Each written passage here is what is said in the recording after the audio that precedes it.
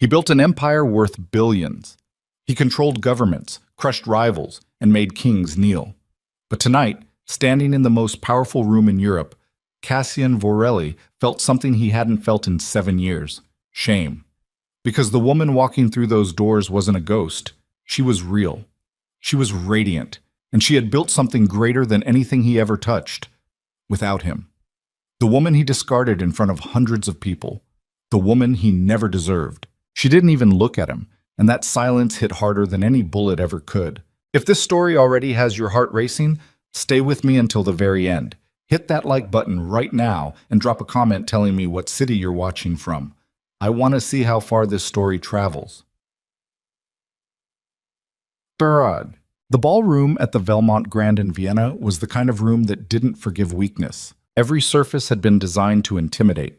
Marble floors cold enough to chill through leather soles, chandeliers dripping with crystal that caught and fractured light into something almost violent, walls draped in deep charcoal silk that swallowed sound the way powerful men swallowed inconvenient truths. The guest list read like a who's who of European organized power.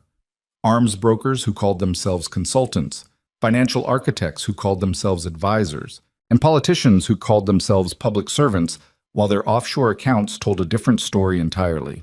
This was the Cobalt Summit. Officially, it was a closed-door investment forum attended by the continent's most influential private sector leaders. Unofficially, it was the place where the real decisions got made, the kind of decisions that moved borders, collapsed markets, and determined which families would thrive for the next generation and which would quietly disappear. Cassian Vorelli owned the night. He stood near the eastern wall with a glass of still water. He hadn't touched alcohol in 4 years, a detail that unnerved people more than his reputation ever had. Wearing a black suit that had cost more than most men's cars, with nothing on his wrist except a slim watch, and nothing in his expression except the calm that came from being the most dangerous person in any room he entered. He was 42. His hair had gone silver at the temples sometime around his 38th birthday, and he'd stopped fighting it. Silver looked like power. He'd learned to use what age gave him. The men around him laughed too loudly, drank too much, and kept glancing at him the way small animals glanced at large ones, constantly, involuntarily, trying to measure the threat. Cassian had learned long ago that you never needed to raise your voice when your presence already filled the room. His associate, Dario, materialized at his shoulder the way Dario always did, silent, efficient, carrying information like a man carrying a loaded weapon. Dario was 51, gray-bearded, and had been with the Vorelli organization since before Cassian took over. He was not a friend. Cassian had no friends. But Dario was the closest thing to a compass the Empire had. Margot Weissen just arrived, Dario said quietly. She's asking if you'll meet with her before the opening address. Tell her I'll send her a time tomorrow. She won't like that. She doesn't have to. Dario absorbed this without comment. That was another thing Cassian had learned. The people worth keeping around you were the ones who understood that silence was sometimes the most complete response. The room was filling faster now. The host, a skeletal Belgian named Cornelius Hacht, who ran the summit as his personal theater, was moving through the crowd with the nervous energy of a man who understood that his importance existed only as a function of the people he gathered. Without men like Cassian, Cornelius was nothing. With them, he was the center of a very specific universe. Cassian's phone buzzed once. He glanced down. A message from his head of security. She's confirmed. Arriving in 12 minutes. He put the phone away. He already knew who she was. He'd known the moment Cornelius had sent the invitation with her name attached. Listed, not as a supporting guest, not as a companion to someone more powerful, but as the evening's keynote honoree. Alara Whitmore, founder of the Whitmore Legacy Foundation.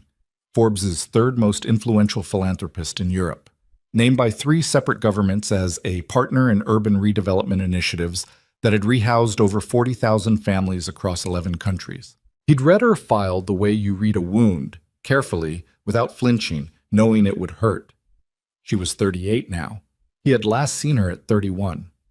7 years was not a long time in the architecture of a man's life, but it was a very long time in the architecture of a marriage. Especially one that ended the way theirs had. He set his water glass on a passing tray. He did not need to think about that tonight. He needed to be present. He needed to be Cassian Varelli, feared and controlled and immovable, not the man who still sometimes sat in the dark of his study and stared at a ring he couldn't throw away. The doors opened. The temperature in the room shifted, not physically, but socially, in that invisible way that happened when someone genuinely significant entered a space. Heads turned, conversations paused mid-sentence. Even men who prided themselves on unflappability straightened almost imperceptibly. Cornelius moved to the front of the room and raised his hand. "Ladies and gentlemen," he said, and his voice carried the rehearsed weight of a man who practiced this moment. "It is my particular honor to introduce this evening's most distinguished guest, the architect of the Whitmore Legacy Foundation, whose work in sustainable urban development and entrepreneurial empowerment has redefined what private capital can accomplish in the public interest. Please welcome Alara Whitmore." She walked in. Cassian had told himself he was prepared. He was not prepared. She wore midnight blue, a structured, minimal gown that didn't try to impress and therefore impressed completely. Her hair was pulled back with the kind of simplicity that cost either nothing or everything. She carried no clutch, no jewelry except a single bracelet at her right wrist, and she moved through the applause the way water moved through stone, without effort, without performance, without any apparent awareness that every eye in the room was tracking her. She shook Cornelius's hand. She smiled, not the wide, deferential smile of a woman trying to be liked, but the contained, precise smile of a woman who had learned exactly how much warmth to show and when. Then her eyes swept the room the way a strategist surveyed a battlefield, and for one fraction of 1 second, those eyes landed on Cassian. She didn't stop. She didn't blink. She didn't alter her expression by a single degree. She looked at him the way she might look at a piece of furniture she remembered from a house she used to live in, with a recognition so neutral it was worse than hatred. Then she looked away. Cassian realized he had stopped breathing. He forced himself to exhale. He forced himself to look at the wall, the floor, anywhere except her. His jaw was tight. His chest was doing something uncooperative. Dario was watching him. "Should I?" Dario started. "No," Cassian said. "Nothing." He picked up another water glass from a passing server and held it without drinking from it. He needed something to do with his hands, because the woman who had just walked into that room had been his wife. And the empire that everyone in this room feared and respected, the one that had taken a failing family organization and turned it into a continental force, had been built in every way that mattered by her. He hadn't known that when it mattered. He knew it now. He'd known it for 6 years, and it still felt like a blade that hadn't been removed. He had met Alara Whitmore at a financial conference in Milan 11 years ago, when he was 31 and she was 27, and he was already 2 years into the slow, brutal process of trying to save the Varelli organization from his father's catastrophic decisions. Matteo Varelli had ruled the family with the conviction of a man who had never been seriously wrong, which meant he had never developed the capacity to recognize when he was. He'd overextended the organization into Eastern European territory that wasn't theirs, made enemies of 3 families who'd previously been neutral, and funneled capital into ventures so aggressively illegal that even the organization's most loyal lawyers had started quietly updating their own contingency plans. Cassian had inherited a ticking problem. He didn't have the relationships to fix it diplomatically. He didn't have the capital to buy his way out. What he had was a last name that people still respected out of habit, and a brain that worked differently than his father's. He saw systems, patterns, the way money moved and where it could be redirected.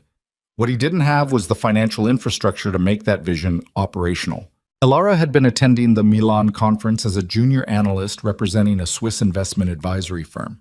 She was not supposed to be in the room where the private session happened.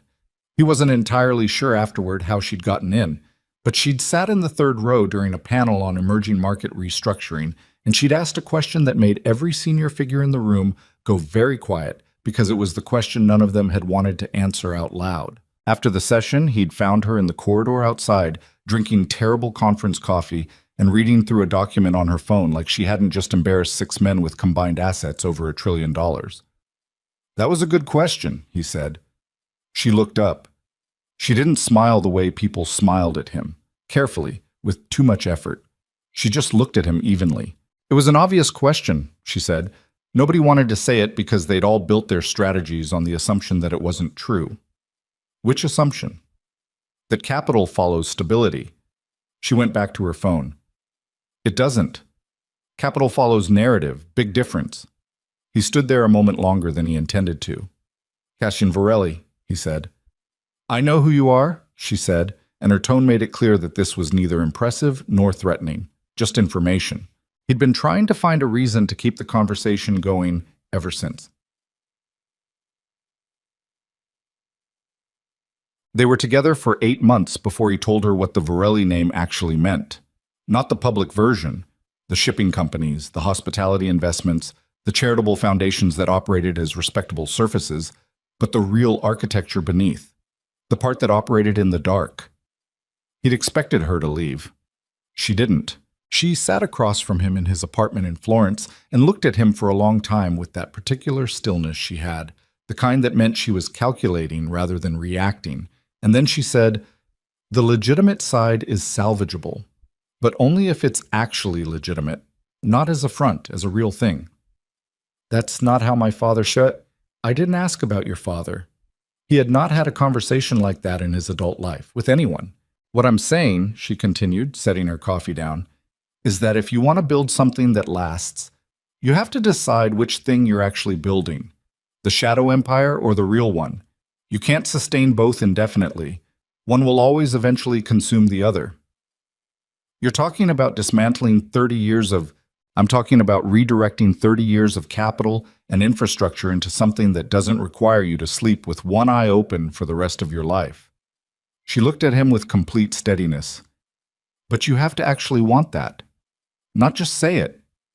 He wanted it, or he had wanted it, in that room with her looking at him like that.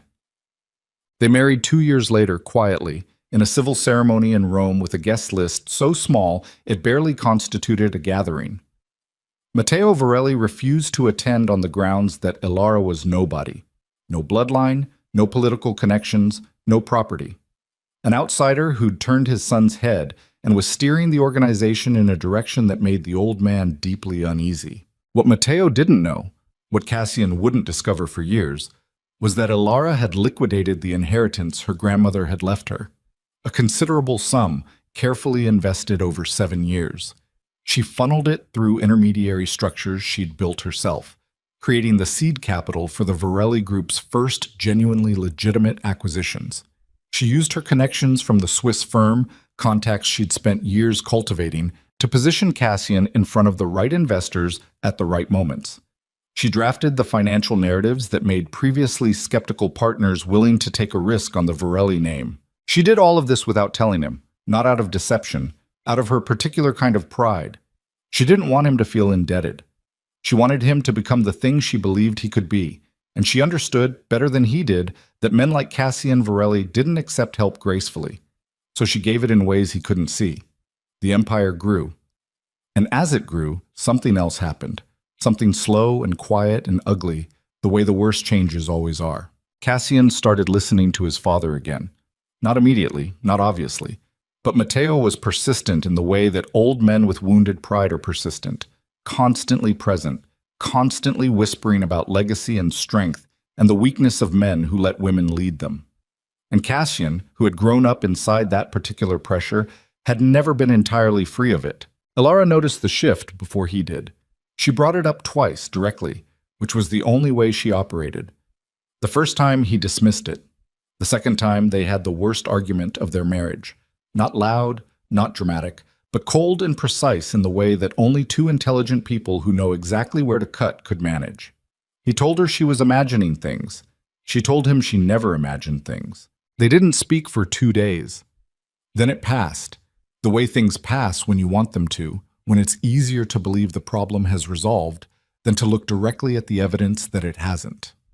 The anniversary gala was Cassian's idea, 3 years into their marriage, a celebration, their partnership, the organization's transformation, a very public statement that the Varelli name now meant something different than it used to. He'd rented out an entire estate outside Milan, 300 guests, a statement event. He'd told Elara it was for them. He told himself that too. The truth was messier. He wanted the world to see what he'd built. He wanted his father's peers to see what he'd built.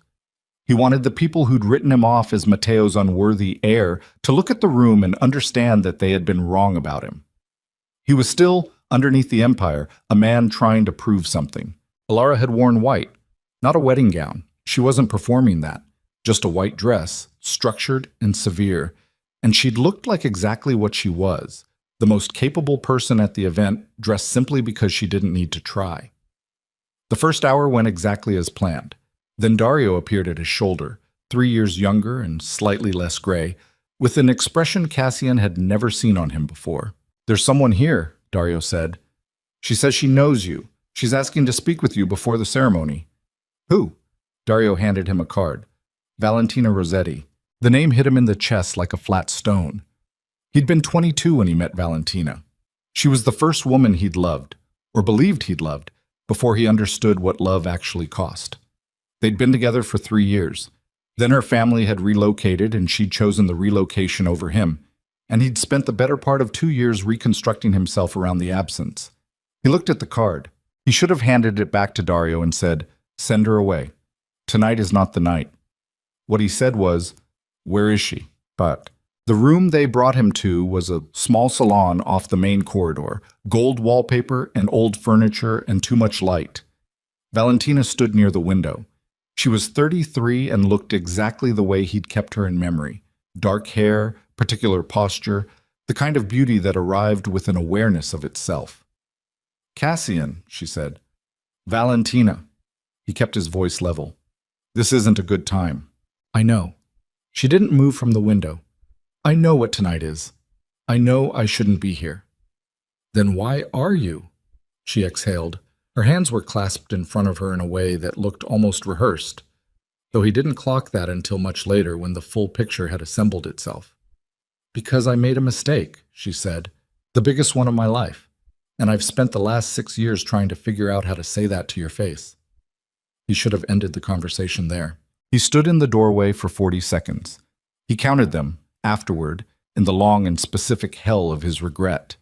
And in those 40 seconds, something old and unresolved moved through him like water through cracked stone. His father appeared in the corridor behind him, Matteo Vorelli, who was not supposed to be in that wing of the estate, who had clearly known exactly where this room was.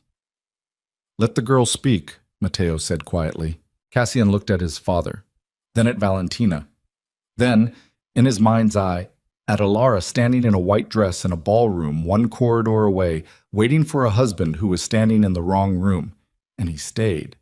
He stayed for 17 minutes. When he walked back into the main ballroom, Valentina at his side, every molecule of what he was about to do had already been decided. Not in his mind, but in the part of him that his father had spent 40 years shaping. The part that believed power meant never appearing uncertain. The part that believed returning to what you'd lost was somehow the same as recovering it.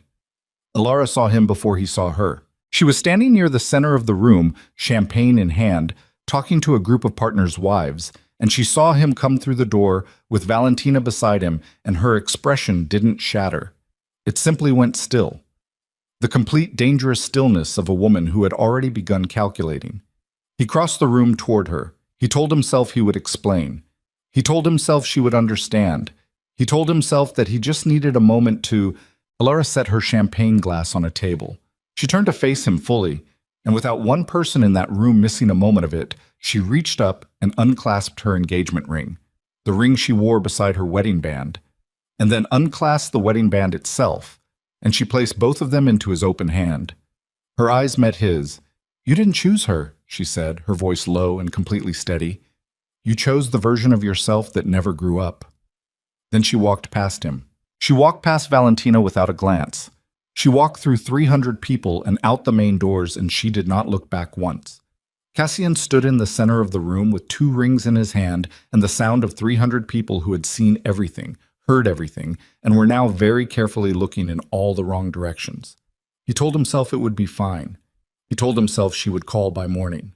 He drove home at 2 in the morning to their house in the hills east of Milan and stood in the hallway and listened to the complete absence of her. Her coat was gone from the hook by the door. The kitchen was clean, not the clean of someone who had tidied up, but the clean of someone who had removed everything that belonged to them. Her desk in the study was bare. The photographs she'd kept on the windowsill in the bedroom were gone, though the slight dust shadows where the frames had sat were still there. He went to the kitchen table. The two rings sat exactly at the center of it, not thrown, placed, with precision, the way Alara did everything. He sat down in a chair and didn't move for a very long time, and somewhere in that stillness, the first crack appeared in the certainty that this could be undone. He didn't know yet that she had funded his empire. He didn't know yet that the woman who had just walked out was the actual architect of everything he claimed as his. He didn't know yet that by morning, the woman who'd quietly built him into one of the most powerful men in Europe would be completely, systematically, irrevocably gone. What he knew, sitting alone in a clean kitchen with two rings on a table, was that something had broken in a way that he didn't yet have the language to measure. He reached out and picked up one of the rings. He held it. Outside, the hills were dark. The morning after the gala, Cassian did not sleep. He sat in the kitchen until the hills outside the windows went from black to gray to the particular pale gold of a Lombardy dawn that had no interest in his suffering, and he did not move from the chair except once, around 4 in the morning, to make coffee he didn't drink. The two rings stayed on the table in front of him. He'd put the one he'd been holding back down sometime around 3. He couldn't remember exactly when. Time had become soft and unreliable, which was a sensation he had no framework for. Cassian Vorelli had spent his entire adult life inside the hard architecture of schedules, decisions, consequences. He did not do soft. He did not do unreliable. He did not do this. His phone had 43 messages. He knew this because he'd looked at the screen once, seen the number, and put it face down on the table. He didn't need to read them. He could construct their content without effort. Dario checking in, 3 partners who'd been at the gala and wanted to know what the situation was, his father, definitely his father, probably multiple times, and at least a dozen peripheral contacts who'd witnessed the scene and were performing concern while actually conducting reconnaissance. Nobody from Alara. He'd known there wouldn't be. She didn't operate that way. When Alara Whitmore made a decision, she made it completely, and she didn't revisit it while the wound was still open. That was one of the things that had first made him trust her and was now, in the gray kitchen light, the thing destroying him most efficiently. At 7:15, he heard a car on the gravel outside. He didn't move. The door opened. Matteo Vorelli let himself in with the key he'd had since the house was purchased, a detail Cassian had always meant to address, and never had, in the way that small oversights accumulate into structural failures. His father was 68, broad across the shoulders, wearing a dark coat despite the early warmth outside, and he moved through the kitchen doorway with the particular confidence of a man who had decided in advance that this conversation would go the way he wanted it to. He looked at the table, at the rings, at Cassian. "You look terrible," Matteo said. "Get out." Matteo pulled out the chair opposite and sat down. "I made some calls this morning. The partners are concerned but manageable. Ferretti is the only one talking, and Ferretti always talks. I'll handle him." Cassian looked at his father. "I said get out of my house." "It'll settle down. These things always settle. In 2 weeks, nobody remembers the scene. They remember the outcome." Matteo folded his hands on the table. "And the outcome here is that you made the right choice." Something cold moved through Cassian's chest. "You knew she was coming," he said. "Last night. You knew before I did." Matteo's expression didn't change by much. Just a slight compression around the eyes, the micro-adjustment of a man who'd spent decades managing inconvenient truths. "Valentina reached out to me. She wanted to reconnect. I thought." "You thought?" Cassian's voice was very quiet. The quieter he got, the more dangerous it became, and Matteo had known this about his son long enough to register it. "You arranged it. I facilitated a conversation.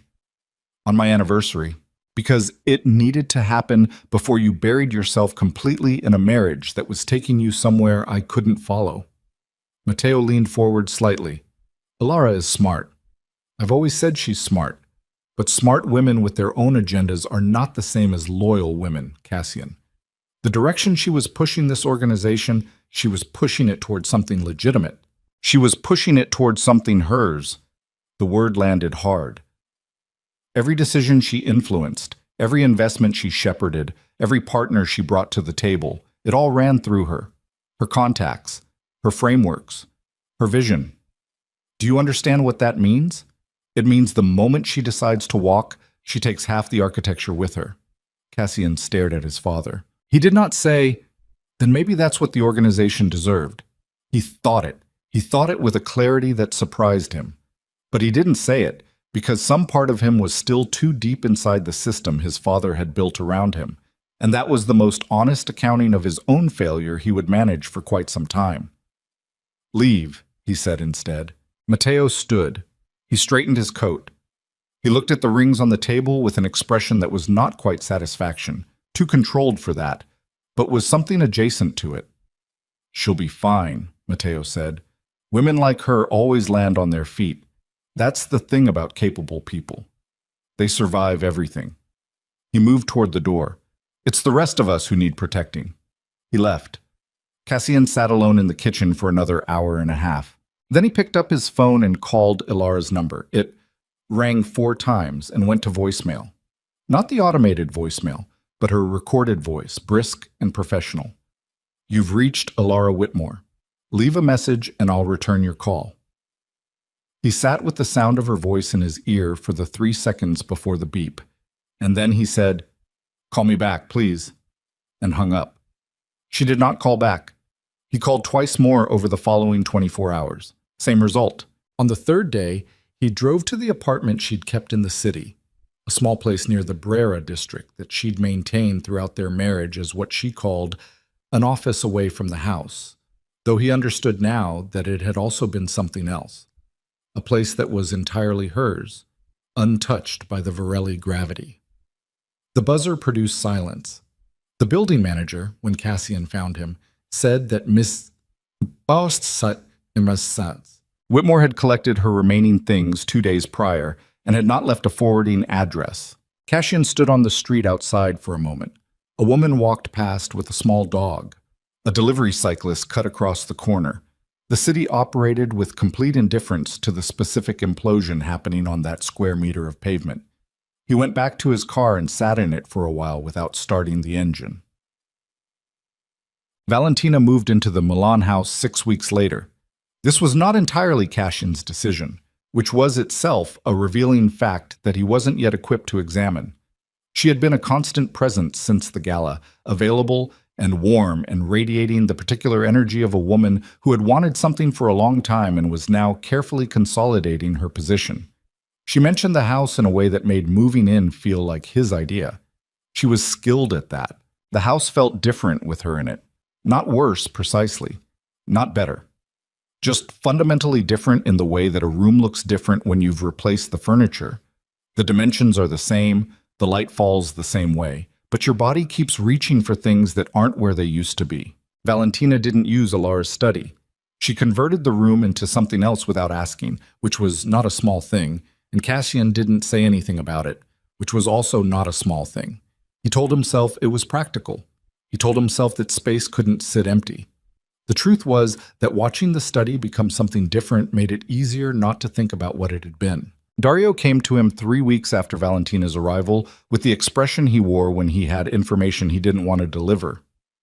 "There's something you should see," Dario said. They were in Cassian's office at the Varelli Group headquarters, 18th floor, glass walls overlooking a city that looked from this altitude like an intricate machine. Dario set a folder on the desk. Cassian opened it. Inside were financial documents, transfer records, traced through 3 different intermediary structures across 2 jurisdictions, but traced. Dario had found someone capable enough to follow the thread all the way back. Cassian looked at the originating account information. He looked at it for a long time. "Where did these come from?" he said. "The seed capital for the Ferretti acquisition," Dario said.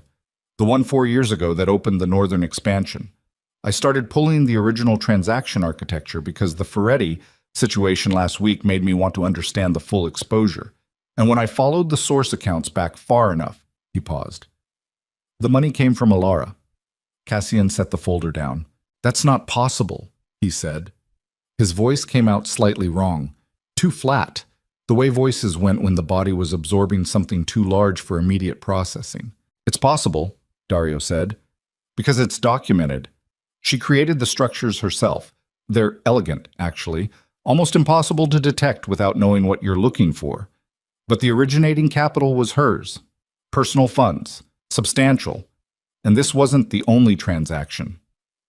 He reached over and turned to the third page. There are at least 4 separate injections I've identified so far. The Ferretti acquisition, the Marchetti partnership, the Geneva licensing deal, and the original line of credit that got the hospitality portfolio off the ground. He let that sit for a moment. Cassian, the first legitimate pillar of this organization, was built with her money. Cassian stood up. He walked to the window and looked at the city below, which continued to operate as a machine, indifferent, precise. And he pressed one hand flat against the glass and felt the cold of it against his palm, and stood there for a long time without speaking. "How much total?" he said finally.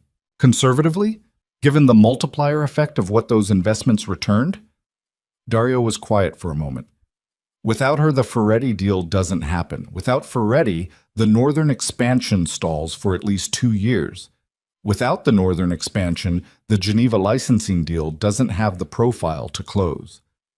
Bis tol, he exhaled.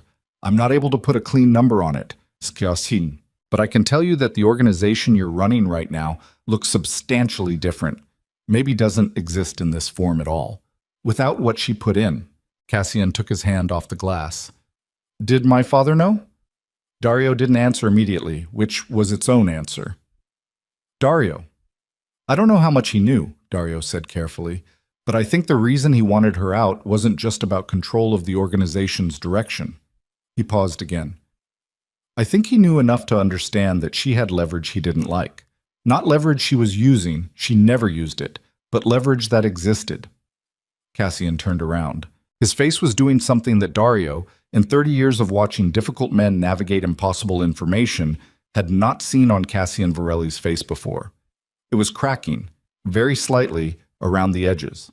Not breaking, not collapsing, just developing the first visible fractures. "Find her," Cassian said. "I've already started," Dario said. "But she's not making it easy." Tic-tac-tic. She wasn't making it easy because she had no intention of being found. Not by him, not yet. Not while the wound was this fresh and she still needed both hands free to build what came next. Elara had left Milan with one carry-on bag and a laptop and the absolute clarity of a woman who had spent 3 years watching a slow disaster approach and had, somewhere in the final months, accepted its inevitability and begun preparing accordingly. She had not been impulsive the night of the gala. The ring removal, the 7 words, the walk through 300 witnesses. None of that was impulse. It was the execution of a decision she'd been carrying for a long time, waiting for the moment when it would hurt most precisely and be most impossible to misinterpret. She had landed in Zurich, stayed 2 days with a former colleague who asked no questions, and then moved on. She was methodical about covering her immediate movements, not paranoid, but sensible. She knew the Varelli organization well enough to know how it operated when it wanted to locate someone. She ended up in Edinburgh, a rental flat near Leith, small and damp and nothing like the Milan house, which was exactly what she needed. She needed the distance to feel physical, not just emotional. She needed to be somewhere cold and unfamiliar where the light was different and the sounds outside the window were different, and nothing accidentally felt like him. She spent the first week doing very little. She slept a great deal. She ate sporadically. She sat at the small kitchen table with her laptop and stared at financial models she'd started building 6 months ago. Contingency architecture, she'd called it privately, the framework for what came after. And some days she worked for hours, and some days she just stared at the numbers until they stopped meaning anything. She did not cry exactly. Or she cried once on the 4th night, briefly, and with the specific efficiency of someone who understood that grief had a practical dimension and that not releasing it had costs. Then she stopped and washed her face and went back to the models. What she'd built for Cassian had always carried a dual purpose, though she'd never articulated this to herself fully until now. She'd done it because she believed in what he could become. That was true. But she'd also done it the way she did everything, with the quiet understanding that the work itself had value independent of the outcome, that making something real was its own justification. The money was gone, and she was at peace with that. It wasn't what she'd lost that mattered. What she'd lost was the belief that he would choose correctly when it counted. She'd been wrong about that. She was not wrong often, and being wrong about that particular thing, about that particular man, sat in her chest with a specific weight that she examined methodically over those Edinburgh weeks, the way you examine a structural failure in something you designed yourself. Not with shame, exactly, but with the hard, humbling determination to understand exactly where the calculation had gone wrong. She called her former colleague Priya in late November. "I need to talk to you about something," she said. "I know," Priya said immediately. "How bad is it?" "The marriage? It's done. That's not the something." A pause. "Then what's the something?" "I have a framework for a foundation. I've been building it for about 8 months, quietly. Impact investment model, affordable housing and entrepreneurial development, European and eventually global scope. I have relationships I've been cultivating. Some of them I built for him, and some of them I built for myself, and I know the difference." "You're serious." "I'm always serious." "Alara." Priya's voice shifted into something careful. "You just walked out of a marriage to one of the most connected and frankly dangerous men in Europe. You're talking about launching a public-facing foundation." "Yes." "He'll find you." "Probably." She looked out the window at the Edinburgh rain hitting gray stone. "But I'm not hiding from him. I'm just not available to him. Those are different things. He's going to want to fix it." "He doesn't get to fix it," Alara said. Her voice was completely steady. "He made his decision in front of 300 people. That decision is the one that stands." Cassian found her in February. Not personally. Dario found her, or rather, found the corporate registration filing for what would become the Whitmore Legacy Foundation, submitted through an Edinburgh-based solicitor, with Alara Whitmore listed as sole founding director. He stared at the filing. Then he got on a plane. He found the building from the address on the registration. He found the flat number from the solicitor's office, which he visited in person because in-person visits from men who looked like Cassian Varelli tended to produce information faster than phone calls. He stood outside her door at 3 in the afternoon on a Tuesday in February, in Edinburgh rain that was cold enough to make his jaw tight, and he knocked. She opened the door. She looked at him for a moment with those eyes that calculated everything and gave nothing away for free. "You found the filing," she said. "Yes. I didn't hide it. I know." She stood in the doorway without moving aside to let him in. She was wearing dark trousers and a gray sweater and no makeup, and she looked rested in the specific way that people looked rested when they'd been sleeping properly for the first time in a long time. "What do you want, Cassian?" she said. "To talk. We're talking. Inside." She considered this for a moment, then stepped aside. The flat was small and spare and neat, in the way that her spaces were always neat. Not obsessively, just intentionally, everything with a reason for being where it was. There were papers on the kitchen table, the financial models she'd been working on. A half-drunk cup of tea. Books stacked on the windowsill. She didn't offer him anything. She sat at the kitchen table and looked at him and waited. He sat down across from her. "I know about the investments," he said. Something shifted in her expression. Not much, just a slight recalibration. The look of someone who'd known a conversation was coming and was now calculating its exact shape.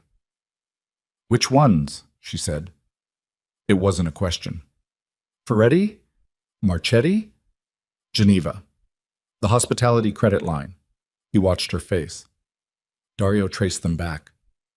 "Dario's good," she said. "Why didn't you tell me?" She looked at him steadily. "Because you would have been too proud to use the money if you'd known it was mine, and you needed it."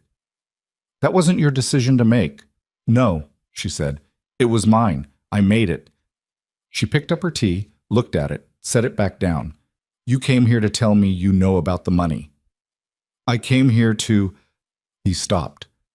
The words that had seemed adequate on the plane had become inadequate in this room. "I want to fix this." "There's nothing to fix." "Alara." "Cassian." Her voice was not unkind, which was somehow worse than if it had been. "I'm not angry at you anymore. I processed that. What I am is finished." She met his eyes directly. "What we had was real. I want you to know I believe that. You weren't pretending, and neither was I. But the man who stood in that room in Milan and made that choice, he's the man you actually are. And the woman who would take you back after that is someone I don't intend to be. I made a mistake." "You made a choice," she said. "Mistakes are accidents. You had 17 minutes in a room with your father and your past, and you came out of it with a decision. That's not a mistake. The word 17 hit him somewhere specific. She knew the number. She'd calculated it, or someone had told her, or she'd simply assessed the timeline from the evidence. Of course she had. Valentina is not, he started. I don't care about Valentina, Elara said. I genuinely don't. She's not the point, and I think you know that. She looked at him evenly. The point is what you chose when it cost you something to choose it. That's always the point. He sat with that. Outside, the rain intensified against the window glass. The building's heating made a sound in the walls. The model documents on the table between them fluttered slightly from a draft somewhere. I spoke to Priya, he said quietly, about what you're building. When? Last week.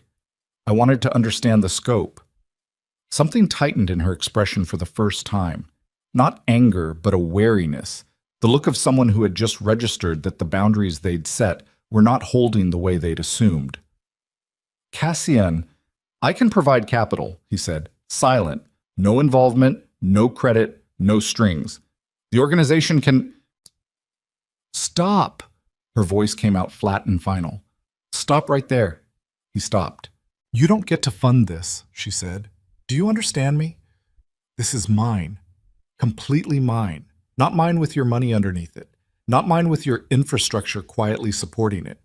She leaned forward slightly. I spent 3 years building your empire without you knowing it.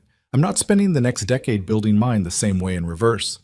This is not a transaction, Cassian. It's not something you can buy your way into or out of. I'm not trying to buy... You're trying to stay connected, she said, and I understand that, but the answer is no. He looked at her for a long moment. The flat was very quiet except for the rain. What if I came back to Milan, he said. Not for Valentina, not for my father, just... No. You haven't let me finish. I don't need to. She stood up. It was a signal, and they both knew it. You should go. He didn't move immediately. He sat at her table and looked at the financial models spread between them, the architecture of the future she was building without him. And he understood, in a way that was physical as much as cognitive, that he was looking at the most expensive thing he had ever lost. He stood up. I'm going to want to know you're safe, he said. I'm always safe, she said. I look after myself. He walked to the door. He put his hand on the handle. Elara. He said her name quietly, the way he used to say it in rooms where it was just the two of them. I'm sorry. She looked at him from across the flat. Her face was completely composed, but something in her eyes, something very small and very buried and very real, moved. I know, she said. He left. He took the stairs down and walked out into the Edinburgh rain and stood on the wet stone pavement and felt the cold work through his coat. His driver was parked at the corner. He did not walk toward the car immediately. He stood in the rain for a moment and let it fall on him because he deserved at least that much discomfort. And then he walked to the car and got in. Airport? His driver asked. Yes, he said. The car pulled away. He watched the building disappear in the rear window. On the plane back to Milan, he stared at the tray table in front of him for 2 hours and said nothing to anyone. Somewhere over the Alps, it hit him with the full weight of something he'd been avoiding since Dario first laid the documents on his desk. She had built the empire. She had done it quietly, without credit, without leverage, because she believed in him. And he had stood in a room with his father for 17 minutes and dismantled everything she'd given him. And now Valentina was in his house, in the city she didn't belong in, and Elara was in a flat in Edinburgh building something extraordinary. And the Varelli organization was running on a foundation that a woman he'd abandoned had secretly laid. He landed in Milan at midnight. He went home. Valentina was awake, sitting in the main salon with a glass of wine and her phone. She looked up when he came in. She smiled, the particular smile she had that was warm on the surface and calculating underneath. A distinction he was, for the first time, seeing clearly. How did it go? She said. Fine, he said. Did you see her? He looked at Valentina for a long moment. Really looked at her. At the careful performance of ease, at the possessive comfort with which she occupied a space that had belonged to someone else, at the wine glass angled just so in a hand that understood its own appearance. Yes, he said. And? And nothing, he said. He went upstairs. He sat on the edge of the bed in the dark and pressed his palms against his eyes and breathed very slowly, in and out, the way Alara had once taught him to breathe when the pressure of the organization felt like a physical weight. She'd read it in a book about executive performance. She'd been completely unsentimental about it. It's mechanics, not mysticism. Just breathe correctly and your body stops catastrophizing. He breathed correctly. His body catastrophized anyway. Because downstairs was a woman who had appeared at exactly the moment his father needed her to. And upstairs was the memory of a flat in Edinburgh with financial models on the table and rain on the windows. And somewhere in the calculus of those two facts was a truth he was only just beginning to be able to look at directly. He had not just lost Alara. He had been maneuvered into losing her. By his father. Using Valentina as the instrument. And he had walked into it with his eyes open because the version of himself his father had spent 40 years building was still, underneath everything he'd tried to become, the one who showed up when the pressure was highest. He took his phone out. He opened Dario's contact. He typed, "I need everything you have on Valentina Rossetti, who she's been talking to, who's been paying her, everything, tonight." He sent it. He put the phone face down on the nightstand. In the dark, in the Milan house that smelled wrong and felt wrong and was wrong in every way that mattered, Cassian Vorelli finally stopped lying to himself about what he had actually done, and who had helped him do it. And in Edinburgh, Alara Whitmore sat at her kitchen table after he left, looked at the financial models spread across it, pressed her fingers flat against the paper, and made herself breathe until the thing in her chest that had moved when he said her name was still and quiet. And Dario delivered the file on Valentina Rossetti at 7 the following morning. He came in person, which meant it was worse than a phone call could contain.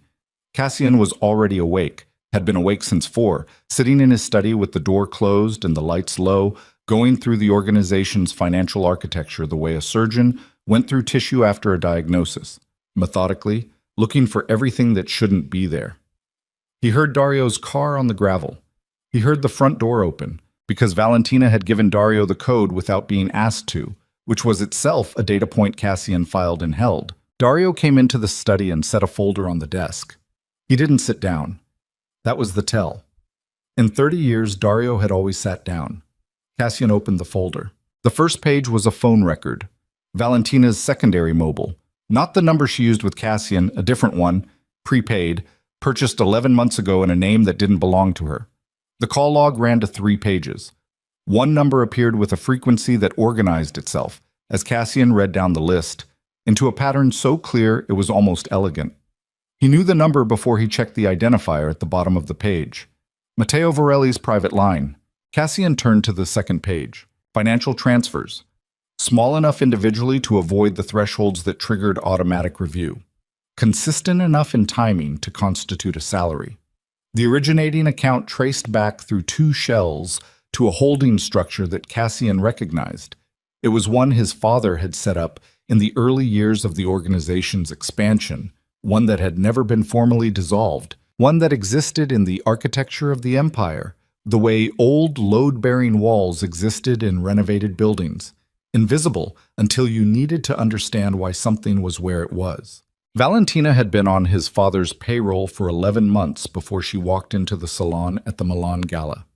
Cassian set the page down. He breathed in through his nose, out through his mouth. The room was very still. "How far back does the relationship go?" he said. His voice came out level. He was working to keep it level. "The financial connection starts 11 months before the gala," Dario said. "But the phone contact goes back further. About 2 years. 2 years. Cassian looked at the wall. "She made contact with my father 2 years before the gala." "Or he made contact with her. I can't determine the direction from what I have." "Does it matter?" Dario didn't answer because it didn't. Cassian stood up. He walked to the window.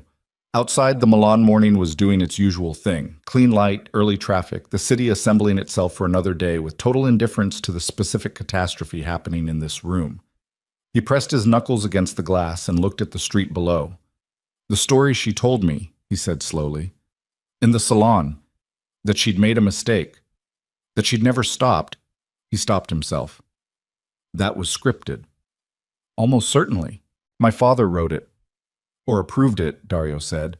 She may have had input. She's not unintelligent. Cassian turned around. For the first time in the conversation, Dario took a step back. Not far, just slightly.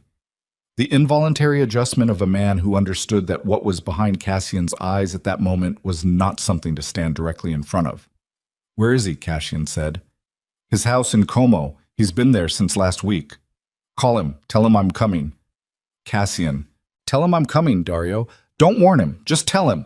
Dario took out his phone. Cassian walked out of the study and down the hall and stopped at the door to the main salon, where Valentina was asleep on the couch with a throw blanket pulled up, and her phone on the cushion beside her, and her hair spread in a way that, weeks ago, had looked natural to him, and now looked arranged. He stood in the doorway and looked at her for a long moment. She was breathing slowly, evenly, the deep sleep of someone with an untroubled conscience, which told him something important about the architecture of her interior world. He did not wake her. He got in the car. Mom. The drive to Como took an hour and 40 minutes. Cassian drove it in just over an hour because his driver understood, without being told, that this was not a morning for traffic laws. Matteo's house sat above the lake on a terrace of old stone, surrounded by cypress trees and silence, and the particular atmosphere of a place that had housed several generations of difficult men making consequential decisions. Cassian had grown up visiting this house. He knew every room, every corridor, the way the light moved through the east-facing windows in the morning, and the sound the wooden stairs made in the cold. He let himself through the gate with his own key. A housekeeper appeared in the entry, and he moved past her without slowing. He found his father in the breakfast room, seated at the head of the long table, reading something on a tablet, a coffee at his right hand and the lake visible through the tall windows behind him, still and silver in the morning light. Matteo looked up when Cassian came through the door. His expression performed surprise and did not commit to it. You should have called, Matteo said. Cassian pulled out the chair at the opposite end of the table and sat down. He set the folder on the table between them. He did not push it toward his father. He just set it there. Matteo looked at it. He looked at Cassian. You've been busy, Matteo said. 11 months, Cassian said. You had her on payroll 11 months before the gala. You ran it through the Ravenna holding structure. The one you told me was dormant. He paused. 2 years of phone contact before that, which means you found her, or she found you, roughly 8 months into my marriage. Matteo set his tablet down. You were disappearing, Matteo said. His voice was composed, the voice of a man who had rehearsed this conversation in his head and was now delivering the version he'd prepared.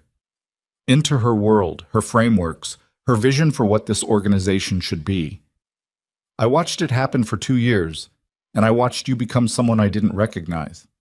Someone legitimate, Cassian said. Someone controllable, Matteo said flatly. By her. Not by the organization. Not by the family. By one woman with her own agenda who had inserted herself into the financial architecture of everything we'd built and was quietly redirecting it according to her own map. He leaned forward. I did what I had to do. You hired a woman to destroy my marriage. I provided an alternative. The words landed in the room and sat there. Cassian looked at his father across the long table, across the distance of the breakfast room with its cypress-framed lake view and its old silver coffee service, and its 2 generations of men who had learned to call cruelty by the names of strategy and necessity, and he felt something he had never felt cleanly before in his father's presence. Not anger exactly, though the anger was there, something older and more foundational, something that had been building since a kitchen table with 2 rings on it and had been gathering mass ever since. She built the empire, Cassian said. His voice was very quiet. You knew that. A pause. I knew she'd invested, Matteo said. I didn't know the full scope until Dario started pulling the threads. By that point she was already gone. Cassian leaned forward. You knew she was the financial foundation of the first legitimate expansion, and you had her removed anyway. I knew she had leverage I couldn't control, Matteo said. And leverage you weren't aware of is leverage that can be used against you at any time. She was a risk. She was my wife. She was a risk, Matteo repeated, and the flatness in his voice made it clear that in his accounting these were not contradictory statements. Cassian stood up. He picked up the folder. He looked at his father one more time, at the old man sitting at the head of his table with his coffee and his lake view and his complete architectural conviction that everything he had done was justified by the outcome. And he understood, with a clarity that felt like stepping out of a dark room into hard light, that he was looking at what he would become if he stayed on the path he was on. "I'm restructuring the organization," Cassian said. "Effective immediately, all decisions requiring capital above operational threshold go through the board, not through you. Your advisory role is suspended pending a full review of the Ravenna holding structure and every transaction it touched." He paused. "And Valentina leaves the Milan house today." Matteo's expression shifted for the first time. "You don't have the authority to—" "I have every authority," Cassian said.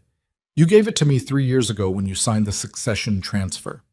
I have the lawyer's signatures and the board's ratification and the original documents in a safe that you don't have the combination to." He looked at his father steadily. "You built this organization on the principle that power consolidates upward. Congratulations, it consolidated." He walked out of the breakfast room.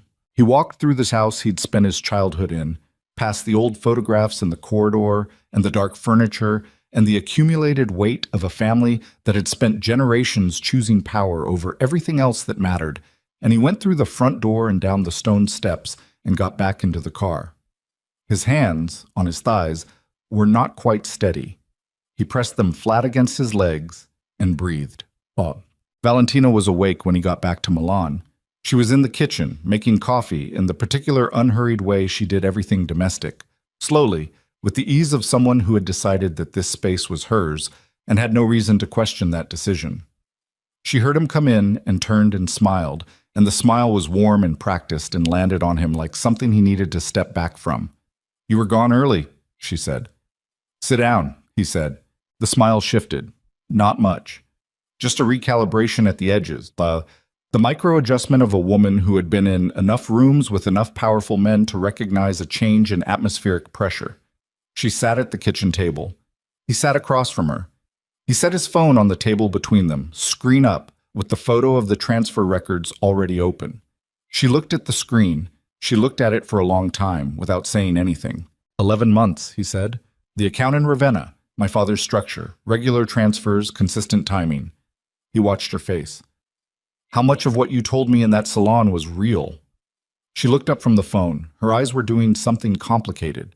Not guilt, precisely, because guilt required a moral framework she didn't seem to have handy, but a kind of rapid recalculation, like watching someone reassess a chess position they thought was winning and find it isn't. "Cassian." "Don't," he said. "Don't use my name like that right now. Answer the question." A long pause. "I did feel something," she said, "when I first came back. I want you to know that." "That's not an answer." "Your father reached out to me." She said it simply, without visible shame, which told him she'd already decided that the version of this conversation where she tried to perform innocence wasn't viable. "About 18 months before the gala, he said you were in a marriage that was wrong for the organization and wrong for you, and that if I still had feelings for you, now was the time. And he paid you to come back. He compensated me for my time and travel, and he paid you," Cassian said. She stopped. "Yes," she said quietly. The kitchen was very still. Morning light moved across the table between them, falling across his phone and her coffee cup, and the space where something had just ended without drama, without shouting, with the bleak anticlimactic weight of a thing that had been false from the beginning and was now simply confirmed. "Pack your things," he said. "Cassian, all of them," he said. "Today. I'll have Dario arrange—" "Where am I supposed to go?" He looked at her without expression. "That's genuinely not my problem," he said. She held his gaze for a moment, and for just a second, under the calculation and the performance and the particular professional veneer of a woman who'd spent her adult life navigating powerful men's worlds, he saw something almost real. A flash of something frightened, or humiliated, or both. It passed quickly. She picked up her coffee cup and stood. "For what it's worth," she said, moving toward the door. "He was right that the marriage was wrong for the organization. He was just wrong about the reason." She walked out. He sat at the kitchen table alone. The Milan house was very quiet. About The full picture assembled itself over the following 3 weeks, and it was worse than he'd calculated. Dario brought him documents in pieces, the way you revealed catastrophic information, gradually, to give the recipient time to absorb each layer before the next one arrived. But the pieces accumulated faster than Dario's careful pacing could manage, because once Cassian had authorized a full audit of the Ravenna structure, the threads pulled in multiple directions simultaneously. Matteo had known about Alara's investments not from Dario's trace, but from his own surveillance. He'd had the organization's accounts monitored at a level Cassian hadn't authorized, using a private financial investigator who'd been reporting to Matteo for 4 years. The investigator had identified the first of Alara's injections within 6 months of it hitting the architecture. Matteo had sat on that information for 3 years. 3 years of watching his son build an empire on a foundation his wife had secretly laid, and saying nothing. Not nothing. Worse than nothing. He'd used it. He'd built his case for removing Alara on the private knowledge that she had leverage. Leverage she wasn't using, had never used, would likely never have used, but leverage that existed and that Matteo experienced as an intolerable imbalance of power in a family that only knew one direction for power to flow. The investigator's reports were in the file. Cassian read them late at night in the study, alone, with no lights on except the desk lamp, in the particular silence of a house where the wrong person had been living for the last 6 weeks and was now absent, leaving behind a different quality of emptiness than the one that had preceded her. He read Alara's name in the investigator's reports written in the dry, clinical language of financial surveillance. Subject transferred funds via intermediary on the following dates. And something in the region of his sternum did something that he didn't have clean language for. Not grief. Past grief. Something on the other side of grief, in the territory where regret calcified into something structural. The empire was real. The growth was real. The organization he now commanded was genuinely one of the most significant private financial forces in Europe, with legitimate holdings that generated returns his father's generation would have considered impossible. All of that was real. And it had been seeded by a woman he'd abandoned in front of 300 people because his father had paid his ex-girlfriend to walk through a door. He closed the file.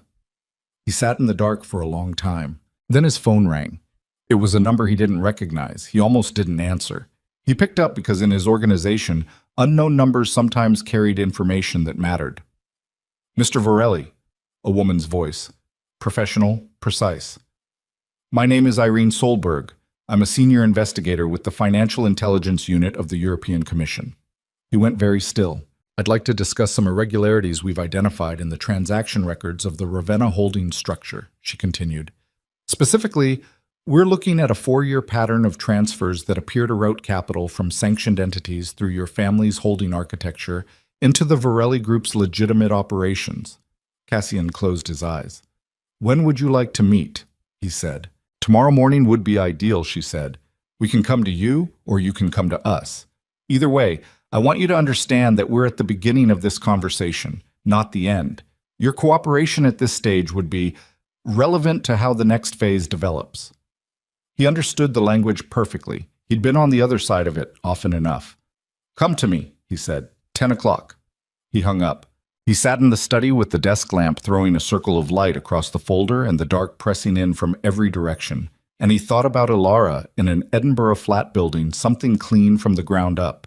And he thought about Matteo in Como with his lake view, and his lifetime of decisions dressed as necessities. And he thought about himself, sitting in a house that felt wrong, running an empire built on a foundation he hadn't known about, facing a European Commission investigation into transactions he hadn't authorized but now owned by inheritance and succession. He picked up his phone again. He dialed Dario. I need an emergency meeting with our legal team, he said. Tonight, all of them. How serious? Dario said. Commission, Cassian said. Financial intelligence. They have the Ravenna records. A silence on the line that Dario almost never permitted himself. I'll make the calls, Dario said. There's something else, Cassian said. I need you to find the best forensic accountant in Europe who has no previous relationship with this organization. Someone completely clean. He paused. Someone who can help me understand exactly what my father built and exactly how to separate it from everything that needs to survive. That's going to take time, Dario said. Then start now, Cassian said. He hung up. He looked at the folder on the desk, at the investigator's reports with Ilara's name and clinical surveillance language, at the transfer records that documented what she'd given him without his knowledge and without conditions. He opened the desk drawer. The 2 rings were there, not on the table anymore, not where she'd placed them on that last night in the kitchen. He'd moved them to the drawer at some point, without ceremony, the way you move something you couldn't deal with to a location where you didn't have to look at it constantly. He looked at them now.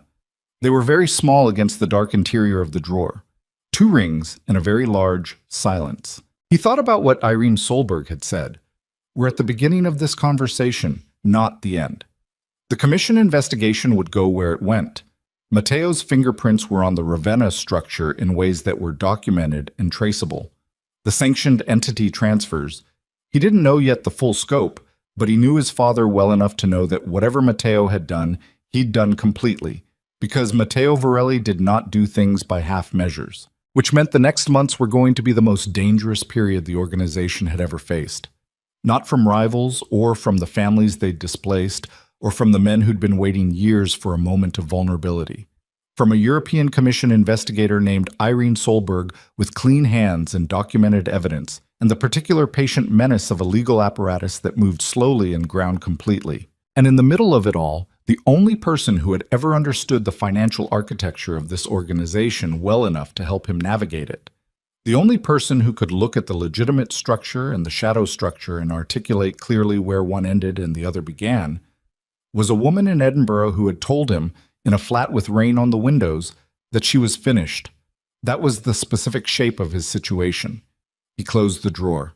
He stood up and turned off the desk lamp and stood in the dark of the study for a moment, in the house that still smelled faintly of Valentina's perfume, and more faintly, beneath it, of the particular clean scent that had belonged to Ilara, which he was probably imagining but which his brain produced anyway, because his brain was at this point operating with a cruelty he'd done nothing to deserve and everything to earn. Tomorrow at 10 o'clock, the European Commission would sit across from him and begin dismantling the empire his father had corrupted and his wife had quietly built, and he had blindly inherited. The man who walked into that meeting could not be the man who had stood in a salon for 17 minutes and made the worst decision of his life. He was going to have to become something else entirely. Not the Mafia heir performing legitimacy, not the dutiful son performing independence, not the grieving husband performing control. Something actual. Something that could withstand the kind of scrutiny that was coming and make the decisions that would need to be made, and do it without Matteo's guidance, and without Ilara's architecture, and without any of the scaffolding that had held the version of himself he'd been for the last decade. He walked out of the study. He went upstairs.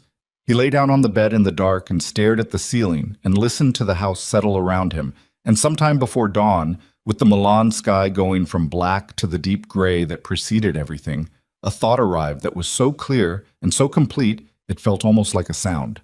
He needed to go back to Edinburgh. Not to ask her back, not to offer money or involvement or any form of the transactions she'd refused, not to relitigate the marriage or the gala or the 17 minutes or any of it. He needed to go back because the commission investigation was going to surface Ilara's investments, the transfers Dario had traced, the seed capital, all of it. And when it did, her name would appear in documents being reviewed by European financial regulators, and she would become, through no fault of her own and entirely through his, collateral damage in a legal proceeding she had nothing to do with. She needed to know that was coming. She deserved that warning from him directly, before she read about it somewhere else. He reached for his phone on the nightstand. He opened Dario's contact. He typed, "Book Edinburgh. First available flight tomorrow after the commission meeting. Don't tell her I'm coming." He put the phone down. He closed his eyes. Outside, the sky was moving toward gray, and the city was beginning its machine-like morning assembly, and Cassian Vorelli lay in the dark and understood, with a precision that had taken him far too long to develop, that the empire his father built was burning, and the only question left was whether anything worth keeping could be pulled from the fire before it reached the foundation that Ilara had. Irene Solberg arrived at 9:58. She came with 2 associates, a younger man carrying a briefcase with the careful posture of someone who understood that the documents inside it were more dangerous than anything in the room, and a woman in her 40s with the particular watchful stillness of someone who had spent her career reading rooms and the people in them. Solberg herself was around 50, compact, with gray-streaked hair pulled back and eyes that moved across the Vorelli Group boardroom with the systematic efficiency of a camera doing a site survey. Cassian's legal team, 4 of them, led by his senior counsel Adamo Ferra, was already seated on one side of the table. Cassian sat at the head. He had slept 3 hours. He had shaved, put on a dark suit, drunk 2 espressos, and built a wall behind his face that he intended to hold for the duration of whatever this morning was going to cost him. Solberg sat down. She set a single folder on the table. She did not open it immediately. "Thank you for making time on short notice," she said. "You didn't give me much choice in timing," Cassian said. The corner of her mouth moved slightly. Not a smile. An acknowledgement. "No, we didn't."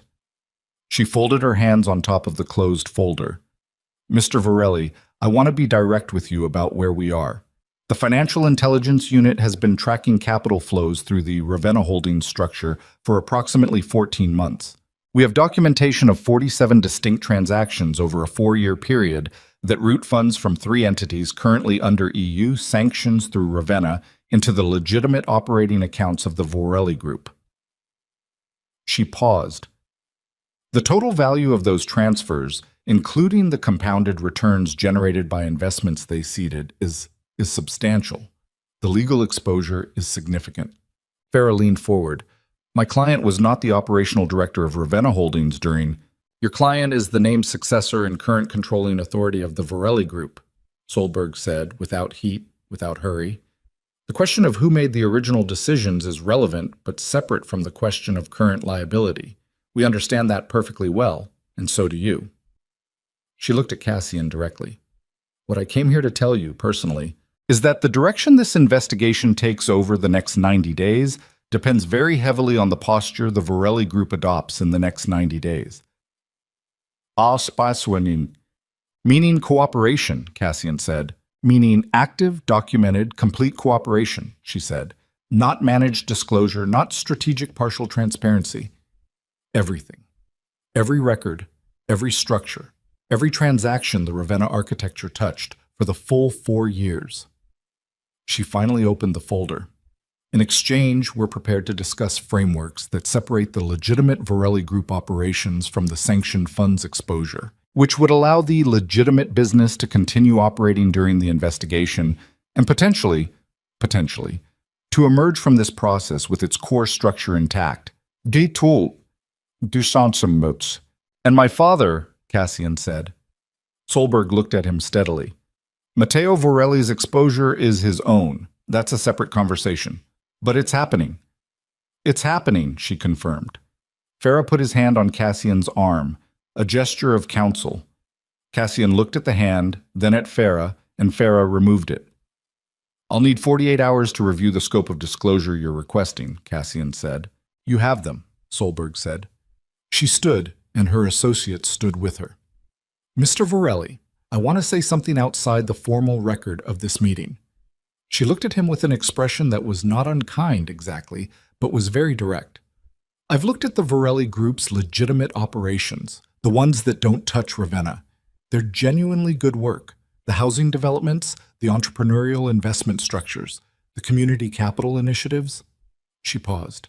Whoever built that architecture understood something about what money can actually accomplish when it's pointed correctly. She picked up her folder. "It would be a significant waste to lose it. I hope you understand that." She left. The room held its silence for a moment after the door closed. Farah exhaled slowly. She's giving us a path." "I know what she's giving us," Cassian said. He stood up. He walked to the window. Below, the Milan street moved with its usual indifference. A delivery truck. A woman walking fast with a coffee. 2 men arguing about a parking space with the passionate commitment that Milanese men brought to parking disputes. He thought about what Solberg had said about the legitimate operations. Whoever built that architecture understood something about what money can actually accomplish.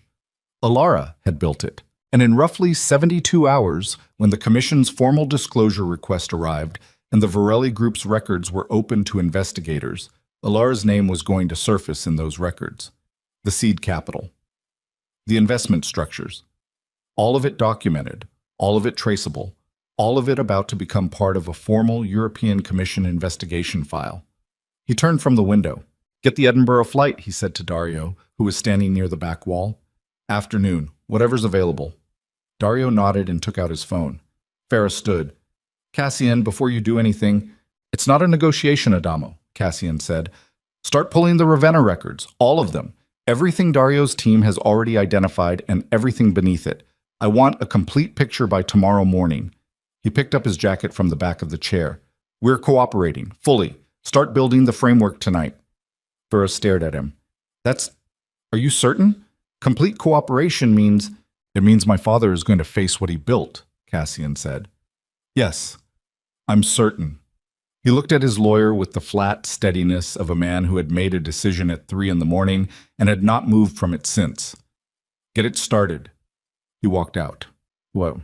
The Edinburgh flight landed at 4:15 in a low gray sky that was moving fast, the kind of Scottish afternoon that made the light feel borrowed and temporary. Cassian had sat in the window seat for the 2-hour flight with his eyes closed and his hands flat on his thighs, not sleeping, just existing inside the preparation for what came next. He took a car to Leith, same route as February. The city looked different in this season. The stone darker from recent rain, the trees along the water of Leith carrying the last of their autumn color, everything in the specific key of a place that was beautiful in a way it didn't ask you to notice. He stood outside her building. He buzzed. A pause. Then, "Who is it?" Not a question. A flat statement because she already suspected. "Me?" he said. A longer pause. The door buzzed open. She was standing in the doorway of the flat when he reached the landing, arms crossed, in the same kind of simple clothes as last time. Dark jeans, a cream sweater, hair loose. She looked at him with eyes that were doing their calculation thing, running the variables, and he could see, because he knew her face better than he knew almost any other fact about the world, that she'd already started building the hypothesis for why he was here before he'd opened his mouth. "Commission," she said. He stopped on the landing. "How? You wouldn't come back this fast unless something had escalated past the point where you could manage it alone." She studied his face. "And the only thing that escalates past your capacity to manage it is external legal pressure." She stepped back from the door. "Come in." He came in. The flat was different than February, more inhabited, more lived in, with the texture of a space that had become genuinely someone's home rather than a temporary landing point. There were more books, a large planning board on the wall with maps and figures and colored markers, the foundation's expansion architecture. He recognized the geographic spread, a coat on the hook by the door that wasn't hers, which he noticed and filed and did not comment on. She went to the kitchen. She put the kettle on. He sat at the table without being invited to. "European Commission Financial Intelligence Unit," he said. "They have the Ravenna records, 14 months of tracking, 47 transactions, sanctioned entities running capital through my father's holding structure into the group's legitimate accounts." He watched her back at the counter.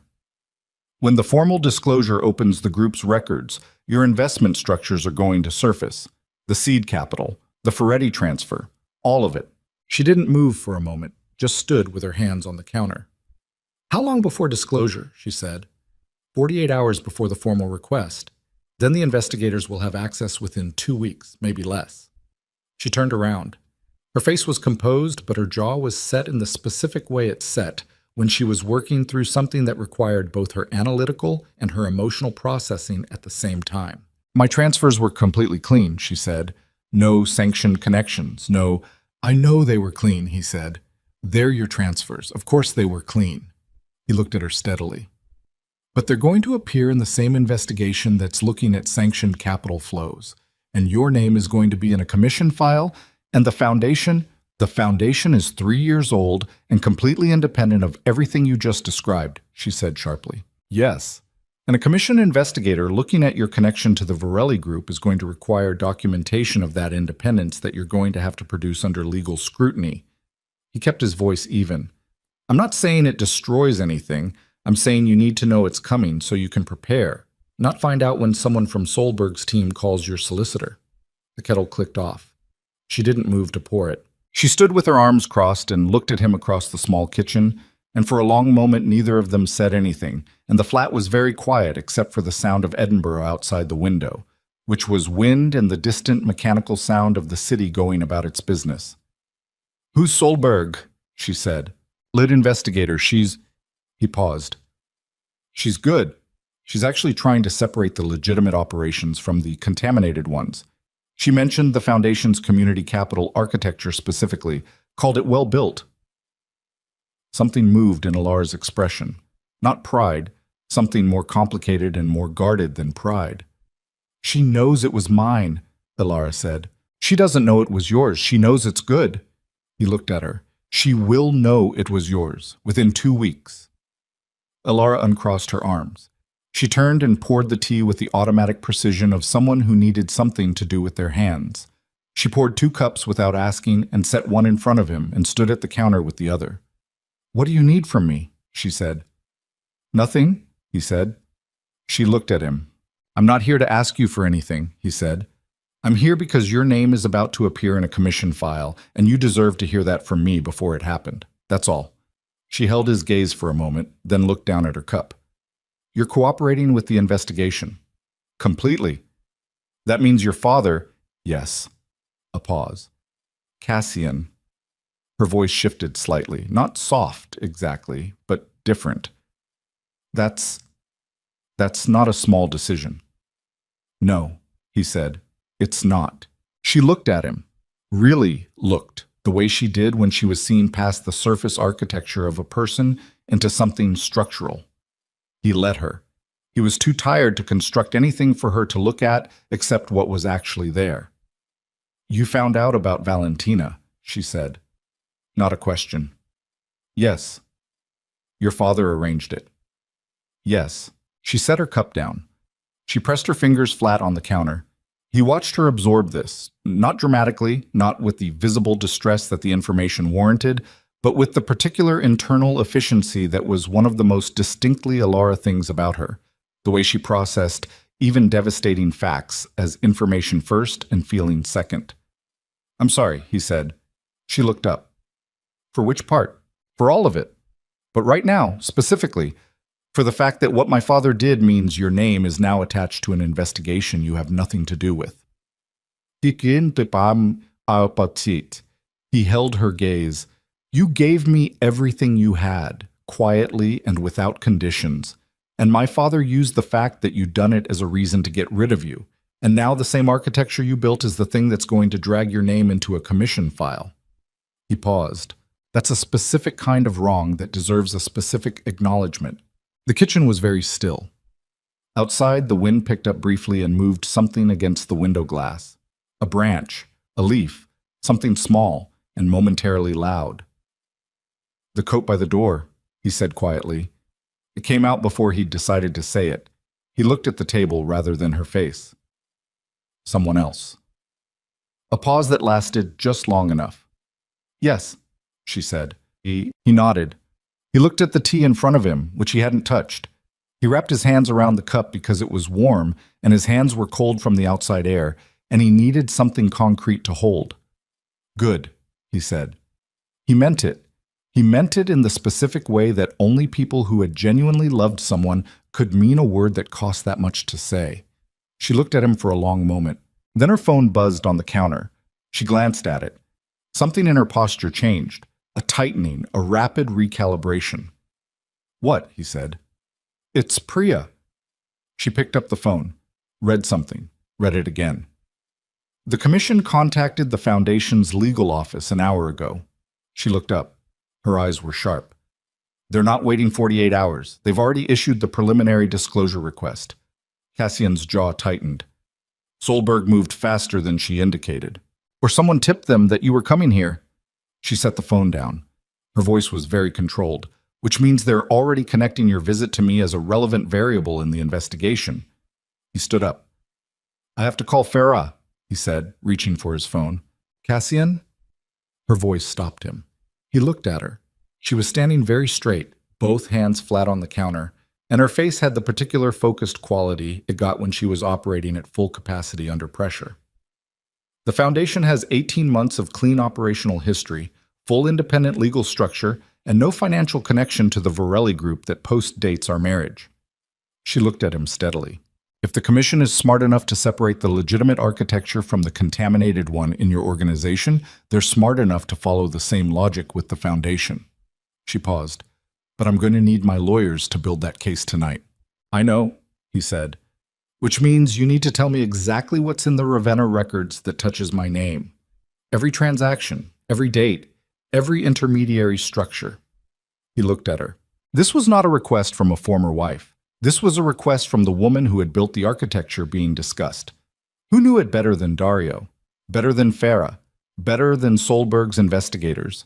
Better than anyone alive except possibly his father, and who was now, with the flat precision of someone who did not waste motion under fire, preparing to defend what she'd built. He sat back down. He pulled out his phone and opened the files Dario had sent. The first transfer, he said, originated from an account held in your name at a Zurich private bank, routed through a Luxembourg intermediary into a structure registered in... I know the structure, she said. She sat across from him and pulled her own laptop open. I built the structure. Give me the dates. He gave her the dates. She typed without looking up from the screen. Her fingers moved fast, with the particular authority of someone working in familiar territory. Outside the Edinburgh window, the afternoon light was failing, the sky going from gray to the dark pewter of a Scottish early evening, and the wind had picked up again and was pressing against the glass with a low, continuous sound. They worked for 40 minutes without stopping. She asked questions in the clipped, precise way she had when she was operating at full speed, not hostile, just stripped of everything non-essential. He answered them the same way. Date, amount, structure, originating account, receiving entity. She cross-referenced, flagged, built the separation architecture in real time, her face lit by the laptop screen in the diminishing light of the flat. At some point, she got up and turned on the overhead light, without breaking her typing rhythm. At some point, he got up and poured the cold tea out and refilled both cups with hot water from the kettle and set hers beside her laptop without comment, and she didn't acknowledge it and drank it without looking up. His phone rang at 6:42. Farah.